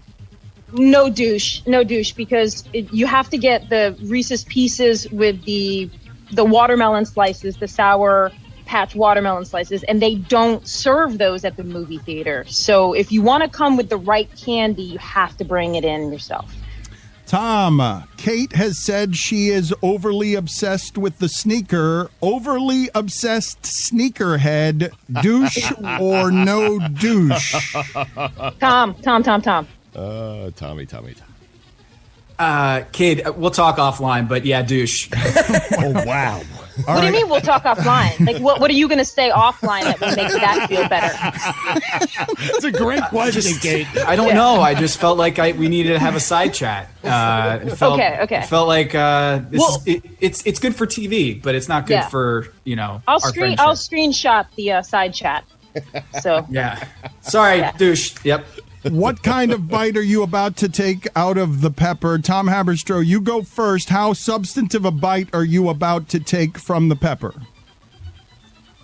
Oh, wow. You went all pepper. Oh, my God. Oh, wow. He ate the whole thing. Oh, my God. And he's staring at us, Kate, unafraid, totally unafraid. And he's got 30 seconds. Oh, my God. I am so sorry that you just did that. I have to do that, too. Well, hold on a second, Kate. We'll get to you in a second because we're going to, let's see how he's doing here. That's how big. It's down. Oh. That was a big chunk. How's your face doing? Because your face just turned uncomfortably agitated. I'm a big sweater, Dan. I get red. I like eating hot peppers, but I don't do well with them. I turn into like a sweaty thumb. Okay, let's see this sweaty thumb. I've called him before a sweaty. I've said his head looks like a sweaty testicle. A sweaty thumb is fine as well. Tom Haberstroh's face is gone to hell here. Tom Haberstroh, try and give us an answer here. Douche, how you doing? Are you doing okay? Not doing well, Dan. Okay, what kind of spice? You've done a lot of hot pepper challenges. Where are we on in terms of how hot this one is? Oh, he's going to the water. Oh, Tommy. Yeah. Water. Gotta go milk, no? There's water. This is lime juice. This is lime juice. Oh, it's the guy at Pucker Butt, which does the hottest pepper in the world. It's called the Carolina Reaper. He says milk doesn't do anything for you. Citrus kind of caps the heat a little bit. So I'm drinking straight lime juice right now. Put some in your eyes too. That helps. Yeah. What did you just say? What did you just say? The phrase you just said? I don't know. I can't think right now. The guy from You're what? asking me to recall something. The guy from what? The guy from where? Yeah, where was that? Pucker Butt in South Carolina. It's the guy is a mad scientist who invented the Carolina Reaper, which is the hottest pepper in the world. And he says it's a myth that oat milk helps. Tom's in trouble. Tommy. It's actually about citric acid. Oh, Tommy. It's not helping. Citric acid is a myth as well. I'm going to put it out there that the citric acid does not help either. I'm either, Dan, you're either making me watch something very painful or you're going to let me off the hook and we're going to cut right now. No, we're going to keep going. You're going to get in here in a second. But first, I have to ask Tom through the pepper haze, person who loves karaoke night, douche or no douche? What's the question? Person. I'm serious. I didn't hear it. I'm serious. Person who loves karaoke night. Loves karaoke night. Oh, he's hurting his head. He's in bad shape. Yeah, Leave him alone. Okay, leave him alone. Enough with the karaoke, man. All right, Kate, go ahead. Karaoke, I'm all for it. All right, Kate, put the. Go ahead. The pepper. All right, so no stem. Okay, Stem is off. I'll just pop you're not it going to in eat the whole pepper. You're not going to eat the whole pepper. You're not going to do that. I think I should have eaten the whole pepper. Oh, my God. All right, here we go. Katie, oh, wow. Here we go. Oh, Lord. Katie. Oh, Lord, Oh, my Katie. God. I am really sorry that my this is God. happening to you right now. I got my oat milk. It Does it help or does it not help? Let's check with the guy at Pucker Butt. Let's check it with him. What about oat milk? Does oat milk help? You can't go to the oat milk just yet before answering the questions that we have Tom here. left. Where's Tom? Tom did Where is he? leave. Tom, you left. Why did you leave? His What happened? lips are really red. Yeah, so his face is swelling. There are things coming out of my nose that. Oh no! Ew! Yeah, Katie. Yeah, He's not something came messing out of his around nose. there. Yeah, Whoa. Katie, how are you I don't doing? like that I'm seeing about 2 minutes into my future Yes. here. Yeah, it's tough. I would totally bail Oh, on this. cruel. now you're not so much talking shit anymore, Kate, about how hot your pepper is, huh? Well, and mine is Uh-oh. 32% hotter than your pepper. So Uh-oh. fun Kate's with struggling that. right now. Kate, okay. Guy who punctuates a sentence with a finger gun. Kate, douche or no douche? I mean, obviously. Okay. Hey. Same as the guy who does that. Remember the guys who do that? Or Chris, are you the guy who does that? I love that. You gotta snap Why first. are people doing? I haven't done that in years, but I was back Look then. how much fun Stugotz is having right now doing that. It doesn't work Wow, with that's- sausage fingers, but very cathartic. Two sausages clicking together doesn't make a sound. She's drinking oat milk. Is the oat milk helping Kate at all? Ooh, it's a little soothing for a couple seconds. Wow. I've got a good one for you guys. I've got a good one for you here, Tom. Person donating to a charity who puts their name and amount they donated when doing it anonymously is an option. Douche or no douche? No douche, just donate. I'm okay with whatever you do if you donate. I'm starting to see the sweaty testicle a little bit. Yeah, so am I. I mean, he is hurting. I can see myself in his forehead. Yeah. It's I'm rubbing my thighs right now. Katie is very struggling though. aggressively. Katie has begun itching her face and her neck. There's itching involved. How scratching? You're That's right, Tom. fine. How are we doing, Kate? How are we doing? Oh, Tom, poor Tom. Tom's face is changing. He's It's also right here. Right, Tom? Tom, are you crying? Tom. For sure. Oh, I gotta take this off. You gotta take one off. Oh, the sweater. The sweater's Sweater. Oh, the sweater's off. Okay. All right. Instagram life coaches, Tom. Douche or no douche? Oh, douche. Total douche. Most of these life coaches are just at the end of their rope and they don't know what else to do with their lives. I'm total douche. Kate, what's happening with you right now? Jesus Christ. It's really hot. Yeah. Only 20 more minutes left, guys. Kate, the adult who brings a glove to a baseball game, douche or no douche? Oh, man.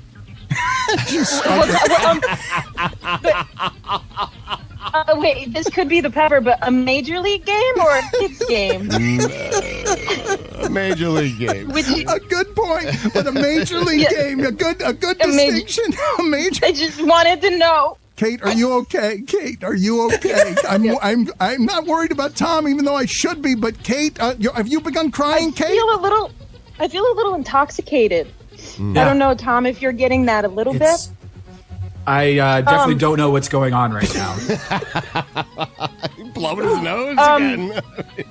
I don't know. There's video. I'm hearing like Mega Man music in my head, and I don't know if that's real or if I'm hallucinating. You're not wearing headphones. You're not. There's no. Where are we on how you guys feel, Kate? Kate, where are you? Describe how you're feeling right now. If I weren't on this, I would curl up.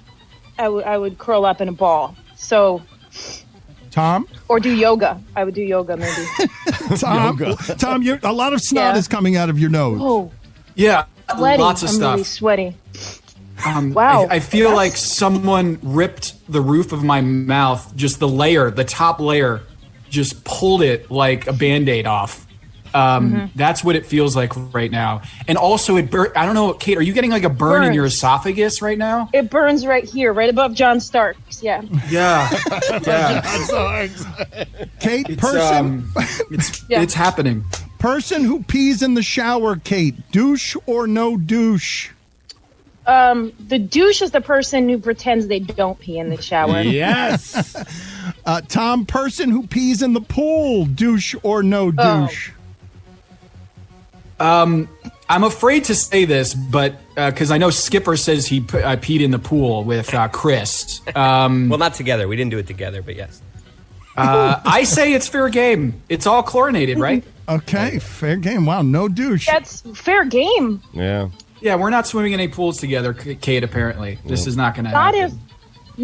Not unless you apologize about the sneakerhead thing. I can't watch them anymore. I know, it's terrible for them. It is getting uncomfortable. Yes. Wait. What if you've been drinking a lot of water and it's just comes out clear? Mm-hmm. Is there a safe... If you're super hydrated. Yeah. Put it on the poll, Guillermo. Is it okay to pee in a pool if you are super hydrated? Tom, person who doesn't pick up their dog's poop on a walk, douche or no douche? Total douche. It's awful. It's one of my. I hate this. I hate it so much. Also, the douche that takes the poop-filled bag and then dumps it in your garbage bin that's out on the street. It happens all the time. Yeah. And also a douche move. And as an extension of that, which is a good segue, anyone who uses a retractable lead is a douche. Sorry if you have a retractable lead, but you should just have a regular lead because a retractable lead it creates a lot of chaos. Wait, what's a lead? Is that a leash? A leash? Yeah, like a retractable leash. Right. I think anyone who uses that is a douche. Damn. Yep, I'm with you. So if you have one of those, you should stop using it. Let the That's doggy my roam free. opinion. It's cathartic. Apple AirPods, Kate, douche or no douche? Douche, full douche, because you just look like one. Right. And and I assume you are if you're looking like one. Mm-hmm. You're hurting, right. Kate. You are hurting. Wow. Is it like how is the one earpiece cool, like not cool, but like two earpieces cool? Like how does that work? My ears are hot. Am I reading the room correctly, Tommy? It looks like you're coming out of it. Who's in worse shape here? Yeah. You're coming out of it, Tommy? Yeah, it's gotten less bad? The lime juice is helping. lime juice. Wow. That's my future. Tom is my future. So you're not any better, Kate? Oat milk's not helping? Or you're getting better? I think I'm on the down, like, I'm just coming off of the peak. But she's seeing Tom 3 minutes from now and imagining herself in about 3 minutes, right? And that's helping, honestly. That's soothing. Yeah. Tom, the guy who asks you if you have change for a hundy, douche or no douche? Oh, Jesus. Total douche. Oh, a hundy? First of all, if you're asking for Yeah, does he change say hundy, you are a douche. Even if you don't say hundy, that's kind of a douche move. Non-sweaty person at the gym who's clearly there just to actually walk around and be seen. Douche or no douche? Oh, that's a douche. Are they fit? Yes. Then they're a douche, yeah. But if they're not fit, they might just be like building up to actually work out. Okay. It might just be the first step in a fitness journey. Getting a second wave, guys. Getting a second wave. What do you here. mean? It's getting you are? worse? Yeah. I'm feeling Sorry, better. Kate. Good. Yeah, I felt better 30 seconds ago, and now I'm getting my stomach is getting a little upset, and I'm afraid of what's next. I'm not certain anyone's ever played this game better than Kate. I'm serious. Okay. Tommy, I love you, but Kate has really been outstanding during this game. No, I see some rosy cheeks over there, Kate. I see you're starting to. I mean, I know you're talking a lot of game over there. Is this trash talk? Is this like hot pepper trash? You started it with the talking about how your pepper is hotter because it's aged, and my little puny pepper over here is nothing worth talking about. So you lay down the gauntlet first. I'm just I'm countering. You're right. We came in on the same team, and then I splintered it. But side chat. If you want to support their cause, the link is on the episode description. Check it out one more time. Lou Gehrig Day Baseball. It's good work that Kate and Tom and our friend Boog Shambi are doing. Thank you for partaking in the reinvention of douche or no douche. We appreciate you guys. Thank you for being on with us. Thanks, y'all. Thank you, Kate. I'll text you soon, okay? Yeah, we'll talk later, Tom. Their faces are hurting. They really are. Thank you, guys. Stugotz here for our friends over at Advance Auto Parts. We love them. They have been supporting this show for years. They get the show. They are friends of ours. And because they're friends of ours, that means they are friends of yours. That's all we ask. Dan and I always ask you, please support the people who support this show. Support the people who get this show. Advance Auto Parts does exactly that. They are amazing. We love them. Look, I rely on Advance to keep my car going, and with options like buy online, pick up in-store, and curbside pickup, they make it really easy to get the part you need, where you need it, when you need it. So head to Advance Auto Parts, where you can get the parts you need to keep moving. Advance your auto, only at Advance Auto Parts and participating CarQuest locations. This is the Dan Lebatard Show with the Stugotz podcast.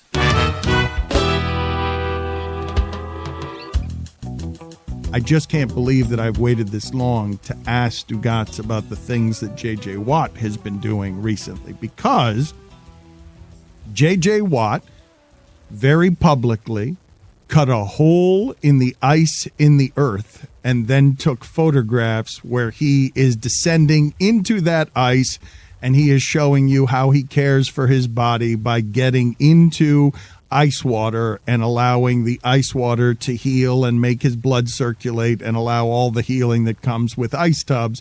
And I was just curious how you experienced all that, because I heard you and saw you the other day wondering aloud how it is that J.J. Watt was going to find the places to endear himself to the Arizona audience. And he took some pictures around the locker of Pat Tillman, and that is something that is very close to the people of Arizona. It's also something very polarizing to the people of Arizona, and he said that it was an honor to be in the sphere where Pat Tillman's jersey exists. And I'm certain it is an honor to be in that sphere. It should be an honor to J.J. Watt to be in that sphere, but it's the most J.J. Watt thing to do in the world, right, is to take a picture next to I'm Pat not going to be cynical about that, though I understand anyone's cynicism when it comes to J.J. Watt and him giving off the athlete that you wish your athlete to be. And I also understand this is something we've been talking about for years. It is an excellent way in that sport where the bodies are disposable and all the quarterbacks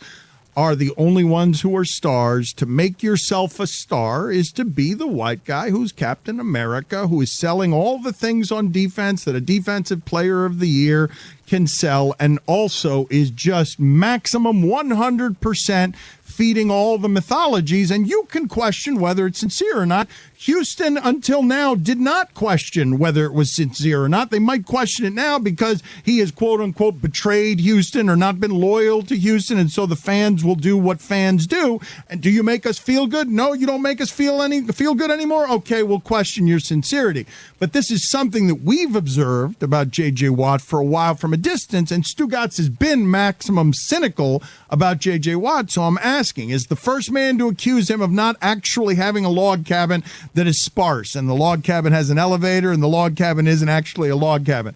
How did you experience him descending into the earth after very publicly cutting up the ice so that he could descend and take pictures in the icy earth? The same way I experience everything with J.J. Watt. Just hop into an ice bath, like, without telling us. Just go do it, because that's part of your job. That's part of recovering from your workout. So, Dan, I cannot believe that we pay this much attention to a guy who does all these things during the off season and has to post every single one of them in an effort to try to give off that he's making himself better. He's working very, very hard. And then he shows up for his actual job, which is sacking the quarterback, and he never does it. So, explain that to me. Why are we enamored with J.J. Watt, and why can't J.J. Watt do something as simple as icing his body without telling the entire world? Why? You know he has a cold tub in that cabin. Did you see the sauna, on the 5th picture of that thing? It fits the entire Arizona Cardinals if you wanted to put them in there. It's ridiculous. You don't need to cut that hole into the middle of the ice to do that. Also, he wasn't cutting it. If you notice the pictures, he wasn't in the pictures of the people cutting it. He was taking the pictures of the people cutting it. And also, J.J. Watt strikes me as someone who would be offended if someone cut ice and hurt the earth. So I'm surprised that he's going out there hurting the earth, cutting the ice, and going down into the water. And also, think about the deers and the animals that run around there that now may fall into that ice water and die, J.J. Watt, because of your selfishness, because of your Instagram picture. Get over yourself. Okay, so Billy feels the same about J.J. Watt. Are there? How could you not? Honestly, yeah. How could you feel any other way about him? I mean, well, I think that you guys have the minority opinion on J.J. Watt. He did become a star somehow. No, I think people are tired of J.J. Watt. Overrated. Yeah. Put it on the poll, Guillermo. Are people tired of J.J. Watt? Yes or no? When you do the whole ice thing and you cut into the earth and you sit there and take pictures of yourself, it's fine when you have 21 sacks. When you have 5.5, it becomes a joke. I mean, seriously. Okay, but you're doing the move that we sort of marveled at the other day when, who was it that did the move? Was it you that did the move? No, it was Chris Russo got confused because he got fooled by a Tom Izzo Twitter account that wasn't Tom Izzo, and so the first order of business was to try to rip Tom Izzo's record, and then he realized, wait a minute, Tom Izzo has been kind of good this year, so I can't rip the record. You ignore that J.J. Watt, wasn't it a couple of years ago that he had double-digit sacks? Was that not a couple of years ago? Do I have that wrong? Let's play the What move. has he done for us lately? That's correct. Exactly. It's 16 sacks, I think, 3 years ago. Since then, it's been a complete disaster. Let's play for the audience where it is, courtesy of Mad Dog Radio and Sirius XM, where it is that Stugotz learned all the things he needed to learn about pivoting when you've been accused of something like farting on the air. I'm getting a little mileage out of this with the so-called fart yesterday on the air when I was doing that 1 hour show on February 25th that never goes away. It was blowing my nose. It wasn't a fart, but Tom Izzo has just retweeted that, and Tom said it still could have been a fart. So there you go. So we're getting a little thank you, Funhouse. Nice job by Funhouse from that standpoint. We could use all the publicity we can get from that. So the fart that wasn't is a big topic now in Michigan. Michigan State's winning games. I was going to kill Tom and say, how about winning some ball games? If they won some, so I can keep my mouth shut. Plus, my kid wants to be a basketball coach, and he's run into Izzo once or twice. Maybe Tom will hire him in 5 years. So I got to be nice. So there you go from that standpoint. Is this generational in terms of how young people tend to roll their eyes as J.J. Watt feeds the machine on what old people want from their athletes? Because I don't believe that J.J. Watt is polarizing. I believe there are some people, and they are the internet snarky people, who have a distaste for J.J. Watt. But J.J. Watt is pretty purposefully, whether he's doing it consciously or not, Stugotz, you can't dispute that he's feeding the things that sports fans like, right? That sports fans generally like their athlete to be pure and wholesome and believe in the right things and do charitable things. And if it's a little look at me, it's okay that it's look at me because he's doing good things and working hard and being about integrity and team right up until his team loses. And then he flees the premises because he's mad at Bill O'Brien and everything that happened around his beloved Texans. You know what sports fans like, Dan? They like sacks. They like winning. They like plays that help their team win. They don't care about an ice bath in the winter if it results in no wins. They don't care. They don't care if you do all the right things to get yourself ready for a season in which you're going to play 9 of the 16 games and have 5 sacks. Then they stop the care. They stop caring right at that point. When the production doesn't meet what he's doing on social media, that's when they stop caring and start rolling their eyes. I'm telling you. He's corny. He's not doing the right thing. He's corn pops, this guy. Listen to me. Who cares what he did in 2018? You know who won the Super Bowl in February of 2018? The Philadelphia Eagles. You tell him. Okay? Yep. And how did that turn out? Corn pops. Corn pops. Yep, he is corny. I mean, jeez. What are corn pops? J.J. It's a Watt. It's cereal. a cereal. Yeah, Kellogg's. Kellogg's Comes in the aluminum instead of the plastic casing. You don't know corn pops? You've never had corn pops? You've never had corn pops? The middle ground between crunchy and soggy. When you get a crunchy exterior but a soggy inside, that's a sweet spot, Dan. J.J. Watt only has Wheaties. I mean, Wait a minute. Is this like Toy Story? Do you not eat cereal? What cereals have you missed? Have you missed cereal? I don't eat very many of the sugary cereals. It's just sort of Raisin Bran and oatmeal. It's the boring stuff. Yes, I'm sorry, Billy. Raisin Bran? Time out.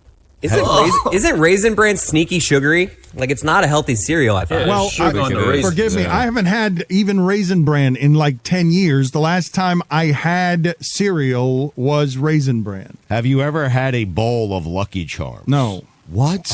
What? No. You haven't had... He has what? a froth of Raisin Lucky Charms. Raisins are like the worst toys in cereal ever. Again, I have not had Raisin Bran. I'm really being Raisin Bran shamed here. No, I like Raisin Bran. I think Billy's off on this. It's a nice cereal. Have you ever had a bowl of Captain Crunch? No. Thank you. What? Crunch What? berries. Peanut butter crunch? No. Count Dracula? How about Oops All Berries? No. Yeah. Cinnamon Toast Crunch? No. Count Choculates. He's Cinnamon had Toast Crunch Billy, churros? He's No. had Cinnamon Toast Crunch. I mean, No. come on. What? Fruity No. Pebbles? No, Blueberry. I've not been much of a cereal eater my Trix. entire life. No. Peter. What? No. Fruit Those Loops. are for kids. No. Apple Jacks. No. Frosted Flakes. Honeycomb. Maybe Frosted No, Flakes. you've had Corn Flakes, maybe, not Frosted Flakes. Not Frosted. Special K. Again, I don't believe I've haven't had lived, man. I haven't had a cereal. I do not believe. Cheerios? I got one for you. The closest I have come to a cereal recently is some sort of granola made of quinoa and cacao. Jesus I Christ. hate you. Oh, gross. God. Grape Nuts. Who the hell Dog ruined bust, of cereal? I have Dan had did. grape nuts. I have, Roy, had grape nuts. What's the deal with grape nuts? They're not a grape or a nut. Cocoa Pebbles? Golden Grams? Cocoa Puffs. I think I may have had Cocoa Puffs at some point in my childhood. I'm sorry to disappoint you, You don't guys. think you've had Cocoa Puffs. You know if you've Well, had I Cocoa sort of Puffs. remember from 30 years ago, vaguely 40 years ago, I remember some chocolatey puff thing that I had. probably and it, so you then, guys yeah. are asking me to rummage around in my childhood memories. I don't know if this is any good as radio or podcast, but I do believe that what we're doing right now is just no again and again for just Oogie about Crisps? any cereal that you guys Golden would Grams. mention. I already mentioned that one. It was a hard no before. I was hoping to catch him. Oh, man. Honey Smacks? Ooh, Checks. Money You Smacks. can keep trying if you want. Apple Jacks. I will tell you guys, I've said Apple discovered Jacks. that That's a fine. I should have been listening. I've discovered recently that Chex Dry, okay, is an underrated dry cereal. Have you guys noticed that ever? Mm-hmm. Yeah. Okay, good. That's a good point. Good point. Making sure. Roy, we appreciate you as a teammate. The rest of the chat just stared at Stugotz for ending the segment poorly. Dry Chex. You got it. Cathartic. Drag. Stugotz here for our friends over at ZipRecruiter. Love telling you about them. Dan and I always tell you, please support the people that support this show. ZipRecruiter been doing exactly that for many, many years now. We appreciate them. We love them. And listen, sports is using technology to take the fan experience to the next level. The NBA used more camera lenses and 5G bandwidth to put fans courtside. Snapchat let fans virtually walk the official NBA floor. Digital fans in the stands could watch the games virtually and pump the players up. When it comes to hiring for your business, there's one solution that's been advancing its technology for years, ZipRecruiter. And now you can try it for free at ZipRecruiter.com/Dan.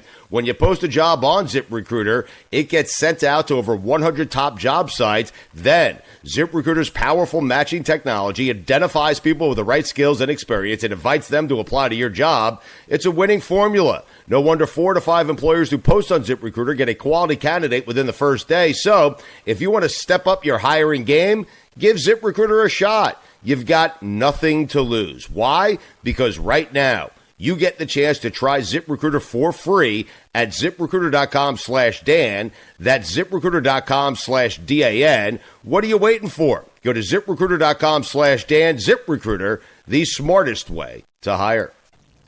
Quinoa needs better marketing because it could be an incredible, tasty treat, and yet if you call it quinoa, and it sounds awful.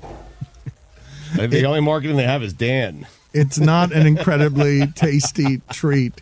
Here's the marketing. It needs chocolate and sugar on it, and I'm in. Yeah. Billy, what were you doing watching 1970s Price is Right yesterday? What was happening? I caught it by accident. Oh, man. What a delight. I was finding products that don't even exist anymore. I even texted myself one. Do you guys take notes by texting yourself? Because that's what I do. I text myself things. Do you know what a carafe is? I email myself things. I use the notes too. A carafe, like something. You do it at 4 a.m. Dan? You email yourself at 4 a.m. Yes, you hold something you hold drinks in, like a canteen, like not a canteen, but something that is a bit of a it's something that you pour with, right? This is something that I found on The Price is Right, and now that you're mentioning it, it doesn't even make sense. So it was a carafe, and I had never heard of this carafe, so I Googled it, and I found out there still are modern carafes. But this carafe, which could be yours if the price was right, was a glass container for your coffee with a candle holder underneath it to keep your coffee warm. So that's how you kept coffee warm in 1970, whatever this episode was. You lit a candle underneath your coffee holder to make sure that it stayed warm. And I'm assuming now that it must have detached from that to pour it, because if not, you'd be pouring it and you'd be pouring the hot wax over everything. So you were fascinated. I don't think that's a thing that people were doing in the early 70s, was it? Although I would be too young big. It was to on remember. The Price is Right. Yeah. That was a big thing. You're talking about like a sterno beneath your coffee cup in order to keep it warm?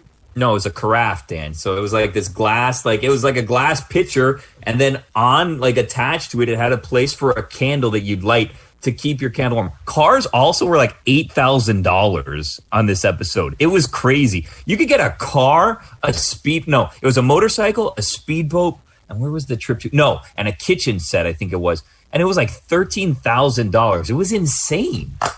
What a better time, huh? Well, maybe not. Well, what is happening in general in terms of the fear and stuff in your mind where you go careening wildly from 70s Price is Right to being afraid of space hotels where you're like, I don't want... Space hotels, please. That's ever going to happen. Get out of here. 2020, whatever. Yeah, we're going to be in space hotels, please. We haven't even been to Mars yet, okay? They keep sending up little trucks to go around Mars and drive around and take pictures and do whatever it is that they're doing up there. Also, Elon Musk, if he's involved in this space hotel, you know it's never going to happen. It's a miracle from God that the rockets that blow up on his don't have people on them. It's a miracle because he loses a rocket like every other week. Thank God no one's ever on them when they blow up. You think we're going to be in space hotels? No, thank you, space hotels. I mean, Dan, you agree with that, right? Like, let's get to space first before we start building Ritz-Carltons, okay? I mean, it's absurd. Are you going to go, if there's a space hotel, Dan, would you go to a space hotel? Because let's be real. I'm never going to be able to go to a space hotel. It's not. And what happened to Lance Bass? Wasn't he supposed to be going to space? He never made it, did he? What happened to that story? What happened to Lance Bass? Exactly. I'm going to be a first follower on space hotels. I do not want to be a leader on space hotels. I want to be somebody who is totally comfortable after the space hotel has been deemed safe going to a space hotel. But what details were you reading specifically about space hotels that were freaking you out? Well, that it's a hotel in space, number one. It's like this big circular thing that I'm assuming spins around this way. I don't really know how it works. I heard Tony Kornheiser talking about it, and I feel like me and Tony Kornheiser, I'd say we'd get along, but I don't think we would because we'd never talk to each other. But he feels like a kindred spirit of mine, where he has no interest in going to the space hotel. You know what he said he needed at the space hotel? A pool. But it had to be an indoor pool. Great point. Can't have an outdoor pool at a space hotel, can you? Can you get a tan in space? Plus, Tony, the sun is there. Yeah, and Tony hates planes. Is he going to take a rocket? I mean, Tony is afraid of everything, though. Tony has to take a lot of drugs just to get into an airplane, so I can't imagine what it would be like for him. He doesn't want to be in a hotel on Miami Beach. Why would he want to be in a hotel in space? And why are you finding a 73 or 74-year-old man a kindred spirit? Billy's an old soul. I'm looking at the pictures of this space hotel now. This is a bad idea, Dan. I mean, sir, the thing just spins around. People are gonna get lost. I mean, it's a terrible idea. And it looks like a Ferris wheel, Yes. and Ferris wheels are scary as it is. That's not the design you want for a space hotel. It's awful. People are going to get lost in space. I mean, Yeah, ever heard of the show Lost in Space? It's Yeah. happened. So just to be clear on where it is we are with this discussion, you guys having studied very little in terms of the plans, you guys knowing very little about science. I just looked at a picture. You guys, I'm not an architect. I don't need to know the plans. I mean, do you look at the plans of hotels before you go to them, Dan? No, get out of here. I don't. Let me see the blueprints before I book a room. No, I don't need to know all of that Okay. stuff. Does it have a bed? Does it have a, mini fridge? Mini fridges. You get a room without a mini fridge. I Right? don't. You use the mini fridge? Or the mini bar? You use the mini bar? No, I don't use the mini bar. I take all that stuff out. I put it in a safe drawer somewhere. I go to the CVS or Walgreens. I get my own stuff, put it in there, make sure that it's cool. I also count before I go in exactly how many little things are inside the fridge. If there's like a Snickers or something, I make sure I get my own Snickers, preferably a different wrapper so I can't be accused of eating a Snickers. But yeah, no, you guys do that? Don't pay for that. I can only imagine how many things Billy puts in that little safe in the hotel room. I don't trust him. You don't try. You think the housekeeper's going to come in and has access? They know your to this? code, man. And there's one code to open all those safes. I mean, Yeah, and the ones where you have to swipe in a credit card to open it and close it, no thank you, all right? If you can walk by and just kind of tap me on the back and get my credit card information, what's happening when I'm actually swiping my credit card to open a safe? Come on to you, whoever you are. Tell me a little more about how you replace the mini fridge. I want to hear. I want to hear about Billy's very exact. I'm hoping it's filled with OCD, and you very meticulously take all the things that are overpriced in the mini fridge and put them in a drawer one by one, and just get ideas for things you're going to go buy at CVS and come back with one of those giant receipts the size of a Jarvis Landry catch with the Dolphins. Wait, am I the only one that does this? I thought this was a normal thing that you would do. Taking every item out of the minibar and then replacing it before you check out? Well, yeah, you need the space in the fridge. I need to put my inventory in there. I got to move out the stuff. It's hogging up all my cold air. You don't do this. No one does this. You pay for these things. You pay $12 for a Twix. Get out of here. No, You're an idiot. Go to the store, buy a Twix for like $1 or whatever it costs. You put it in there, and then when you're done, you go and you just put all the stuff back in there. But Billy, I'm terrified to touch anything in the mini bar because I feel Wear like gloves. You have to wear Billy, gloves. I think No, but most I think people they're just watching. Most people just don't do anything with it. You just leave it there and you don't ever touch it. Like, So what do? You take your own fridge? No, I mean, I'm in a hotel for 2 nights. Why do I need a fridge? I mean, I don't need a fridge. This isn't adding up to me. Put it on the poll, Guillermo, at Lebatard Show. Do you use the mini fridge in your hotel? Yes or no? Also, put it up on the poll. Have you ever emptied your mini fridge and filled it with discounted replica items in order to save money? Because I don't believe that you're the only person to have done this, but I'd like for you to meticulously take us through how this happens. Do you immediately get there, survey the inventory, is it the first thing you do? Do you immediately get ideas for where it is to get replicas, or how does it work? Oh, no, you absolutely have to inventory everything as soon as you go in there. You make a note of what it was. Sometimes you even take a picture if you have to, so you can put things back exactly where they were so no one's any the wiser. The worst to do this on is a cruise, right? Because a cruise, someone will come in every day. So it's kind of like, well, how do I put this somewhere so that it's safe, but they don't think that I consumed it and then replace it and I get charged for it? So you kind of have to you put that out where they could see it. And cruise rooms I don't know about you guys, my cruise rooms are never very big, so it doesn't matter. But in a hotel, it's a lot easier. You just put the do not disturb, no one comes in to kind of clean your room, and then you kind of just put it off on like a counter somewhere. You put it in the top drawer, make a little divider with one of your clothes. You do like little rolling up your shirt. You make a little wall out of your shirts. You put the other shirts there, and then the other half of the thing is all the candies and the waters and little mini bottles and all the drinks that you have in there. And then you could even kind of recreate the order that they're in inside the drawer so that I just get this, I put it back. This is the top row. This is the second row. This is the third row. Left to right. You do the same thing. It's not that complicated. Why do you guys make it seem like I'm the crazy one? Oh, yeah, I'm the crazy one because I show up to a hotel and I inventory the fridge and I take pictures of the fridge and I put down exactly what was in there and then I set it up in a different place and then I put everything back exactly how it was after verifying in my pictures and my notes. I'm the crazy one. Okay. No, that's not crazy at all. It seems like you have no time to enjoy the hotel. It does take up a lot of time. You unpack all your clothes and put them in the drawers every time? If you're there for 2 nights? Okay. I was going to say that's. No. Sometimes you get a room that has 2 beds, set up the other bed as your kind of. I love that. Your situation. That is the move. Mm-hmm. Yeah. Couple of queen beds. Cutting it up. Put it on the poll at Lebatard Show. Do you use the second bed in a hotel room to just stack items and food and clothes? And also put on the poll at Lebatard Show, do you put your clothes in the drawers? Yes or no? Because we seem like a group that would keep it all in the suitcases and duffel bags. It doesn't seem like anybody in our group would take anything and put it in the drawers. How much time do you guys spend when you get to the hotel determining this is the sleeping bed, this is the storage bed? Not 1 second. Oh. Dan, I've got Whittingham with all his outfits like pre-packaged, and he puts them all in the drawers. They're like in the individual bags. I think. Yes, no doubt. That's a bit much. Individual bags. They're like in there's like Ziploc, like vacuum bags. This one says Tuesday night. This one says Wednesday morning. Yeah. Toiletries. You cut a little close to the bone there on Whittingham, where he just limps in with that's a little much. But yes, I've dry cleaned my cargo. I do organize things by day. That is 100% true. Everything is laid out in the drawers. First thing I do when I walk in is organize my week. I love that. When I was looking into the Zoom, I'm like, we seem like a group of people who only uses duffel bags and suitcases. And I see, as I'm watching, Whittingham getting smaller and smaller in the Zoom because he's like, oh my God, these guys are going to see me soon.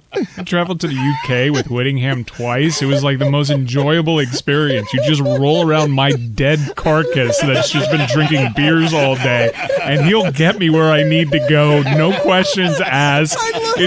It's actually the most relaxing thing. It's cathartic. Let me explain something to you. I imagine Mike Ryan and Whittingham in London. Mike Ryan basically drinking so much alcohol that you could put a flammable sign on him. And then when he wakes up in the morning, you know what's hanging in the closet? It's Mike Ryan from a hanger in a dry clean bag because Chris Whittingham has just protected him and made sure that his skin doesn't age because he's put some aloe type of substance on him to make sure that freshly starched. Yeah, of course. Yeah. And you know who's there when I come to? Chris Whittingham with Just bright-eyed, like ready to go. Breakfast is in 20 minutes. I gave you some cucumbers for your eyes. Here's some black coffee. I made you a cup of Joe. Like Chris takes his own mints to put on pillows.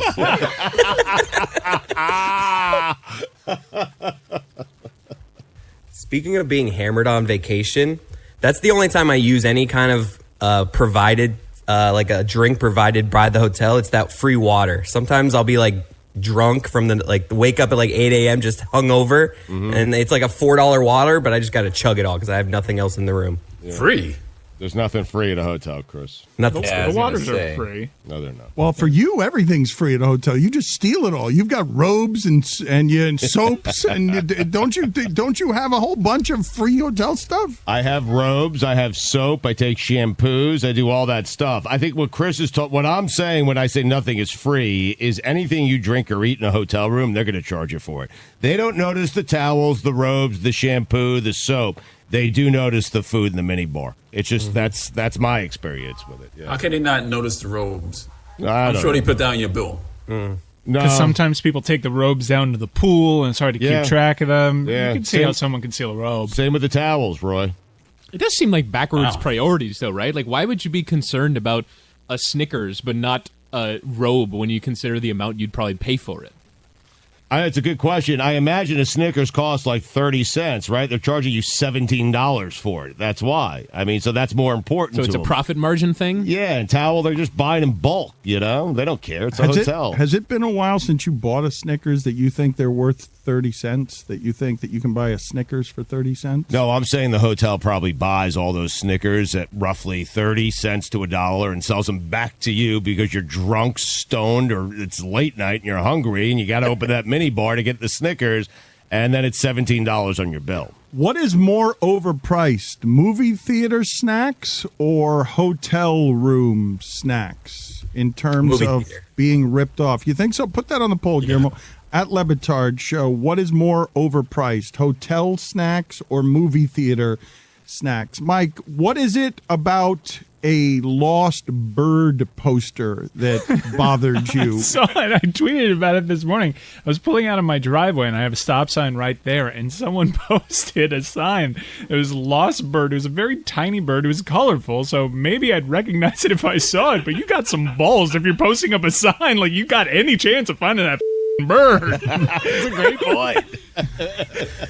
Do you laugh? What do you want us to do about it? If I see the bird, how do you think? It's not like I could be like, here, boy. You call the number, and then you track it. You follow it, call the number. I want to call the number. Hey, I just saw the bird flying over my house. I'm in area code 33176. Good luck with all that. Now I'm picturing you like Ace Ventura in that scene where he's trying to catch the bird. That's the only time I've ever seen a bird search before is an Ace Ventura. I mean, it's just, I don't know how rewarding it is to have a bird. I'm sure they're birds that talk, right? And people develop these amazing relationships. The lost bird that I saw isn't one of those birds. I'm just like, how much can you really love a bird? Truly, honestly, that you have a reward for a bird. Like, you've got any shot at finding this, and like anyone in Miami-Dade County knows how to catch said bird if they see it. Or anyone in Miami. Hey, I found your bird. Anyone in Miami-Dade County cares whether you've lost your bird or not. I want to call get it. someone to smile at me when I'm walking down the street. You think someone's going to fetch my bird for me? Do you think they'd be offended if I call it, all right, you want this bird dead or alive? Just hang up. I want to know, Guillermo, put this on the poll at Lebatard Show. Have you reached a unique place in desperation when you are hanging up pictures of your bird on a telephone pole and asking people to help you find it? Because you must feel a special kind of helpless to arrive in a place that I know what I'm going to do. I'm terribly sad. I've lost my bird. I'm going to ask my neighbors, some of whom I haven't talked to in a decade, to see if they see my bird, if they could grab it and bring it to me, or if they could go about whatever it is that one would purchase to chase a bird, a butterfly net, net or whatever it is that you would find. A butterfly net. You have to fly. All right, Stugotz, go ahead. That would work. Give me all the solutions you have. Give me all the solutions you have for catching a bird that are better than a butterfly pool skimmer. net. It's what makes the request so stupid. No, you need a butterfly net. You need to walk on your tippy toes as you approach the bird, and you need to turn to the camera, breaking the fourth wall, and go shh. And you have to keep tippy toeing. How am I gonna? It's a very friendly neighborhood. I just moved into it, but like anyone's dedicating any time to helping out their fellow neighbor, if it's even a neighbor or they're just going around the Tri-County area saying, "Help me find this bird," I want to call the number. How can I help? Is there a fund I can donate? Because I want you to find this bird now. It's a needle in a haystack situation.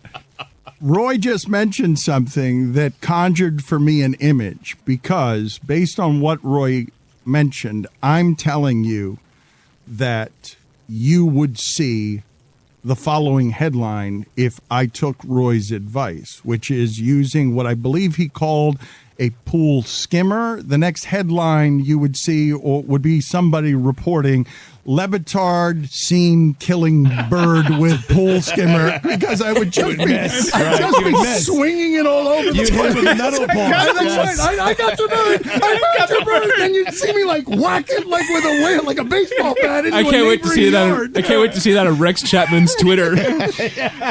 But in terms of extension, that would be the go-to. You call the number and you're like, I've got good news and I've got bad news. I saw your bird. I found your bird. I whacked it into the side of your house trying to catch it. But it's dead. What did you do? I used a pool skimmer. What did you want me to use? A butterfly net? Where was I going to get one of those?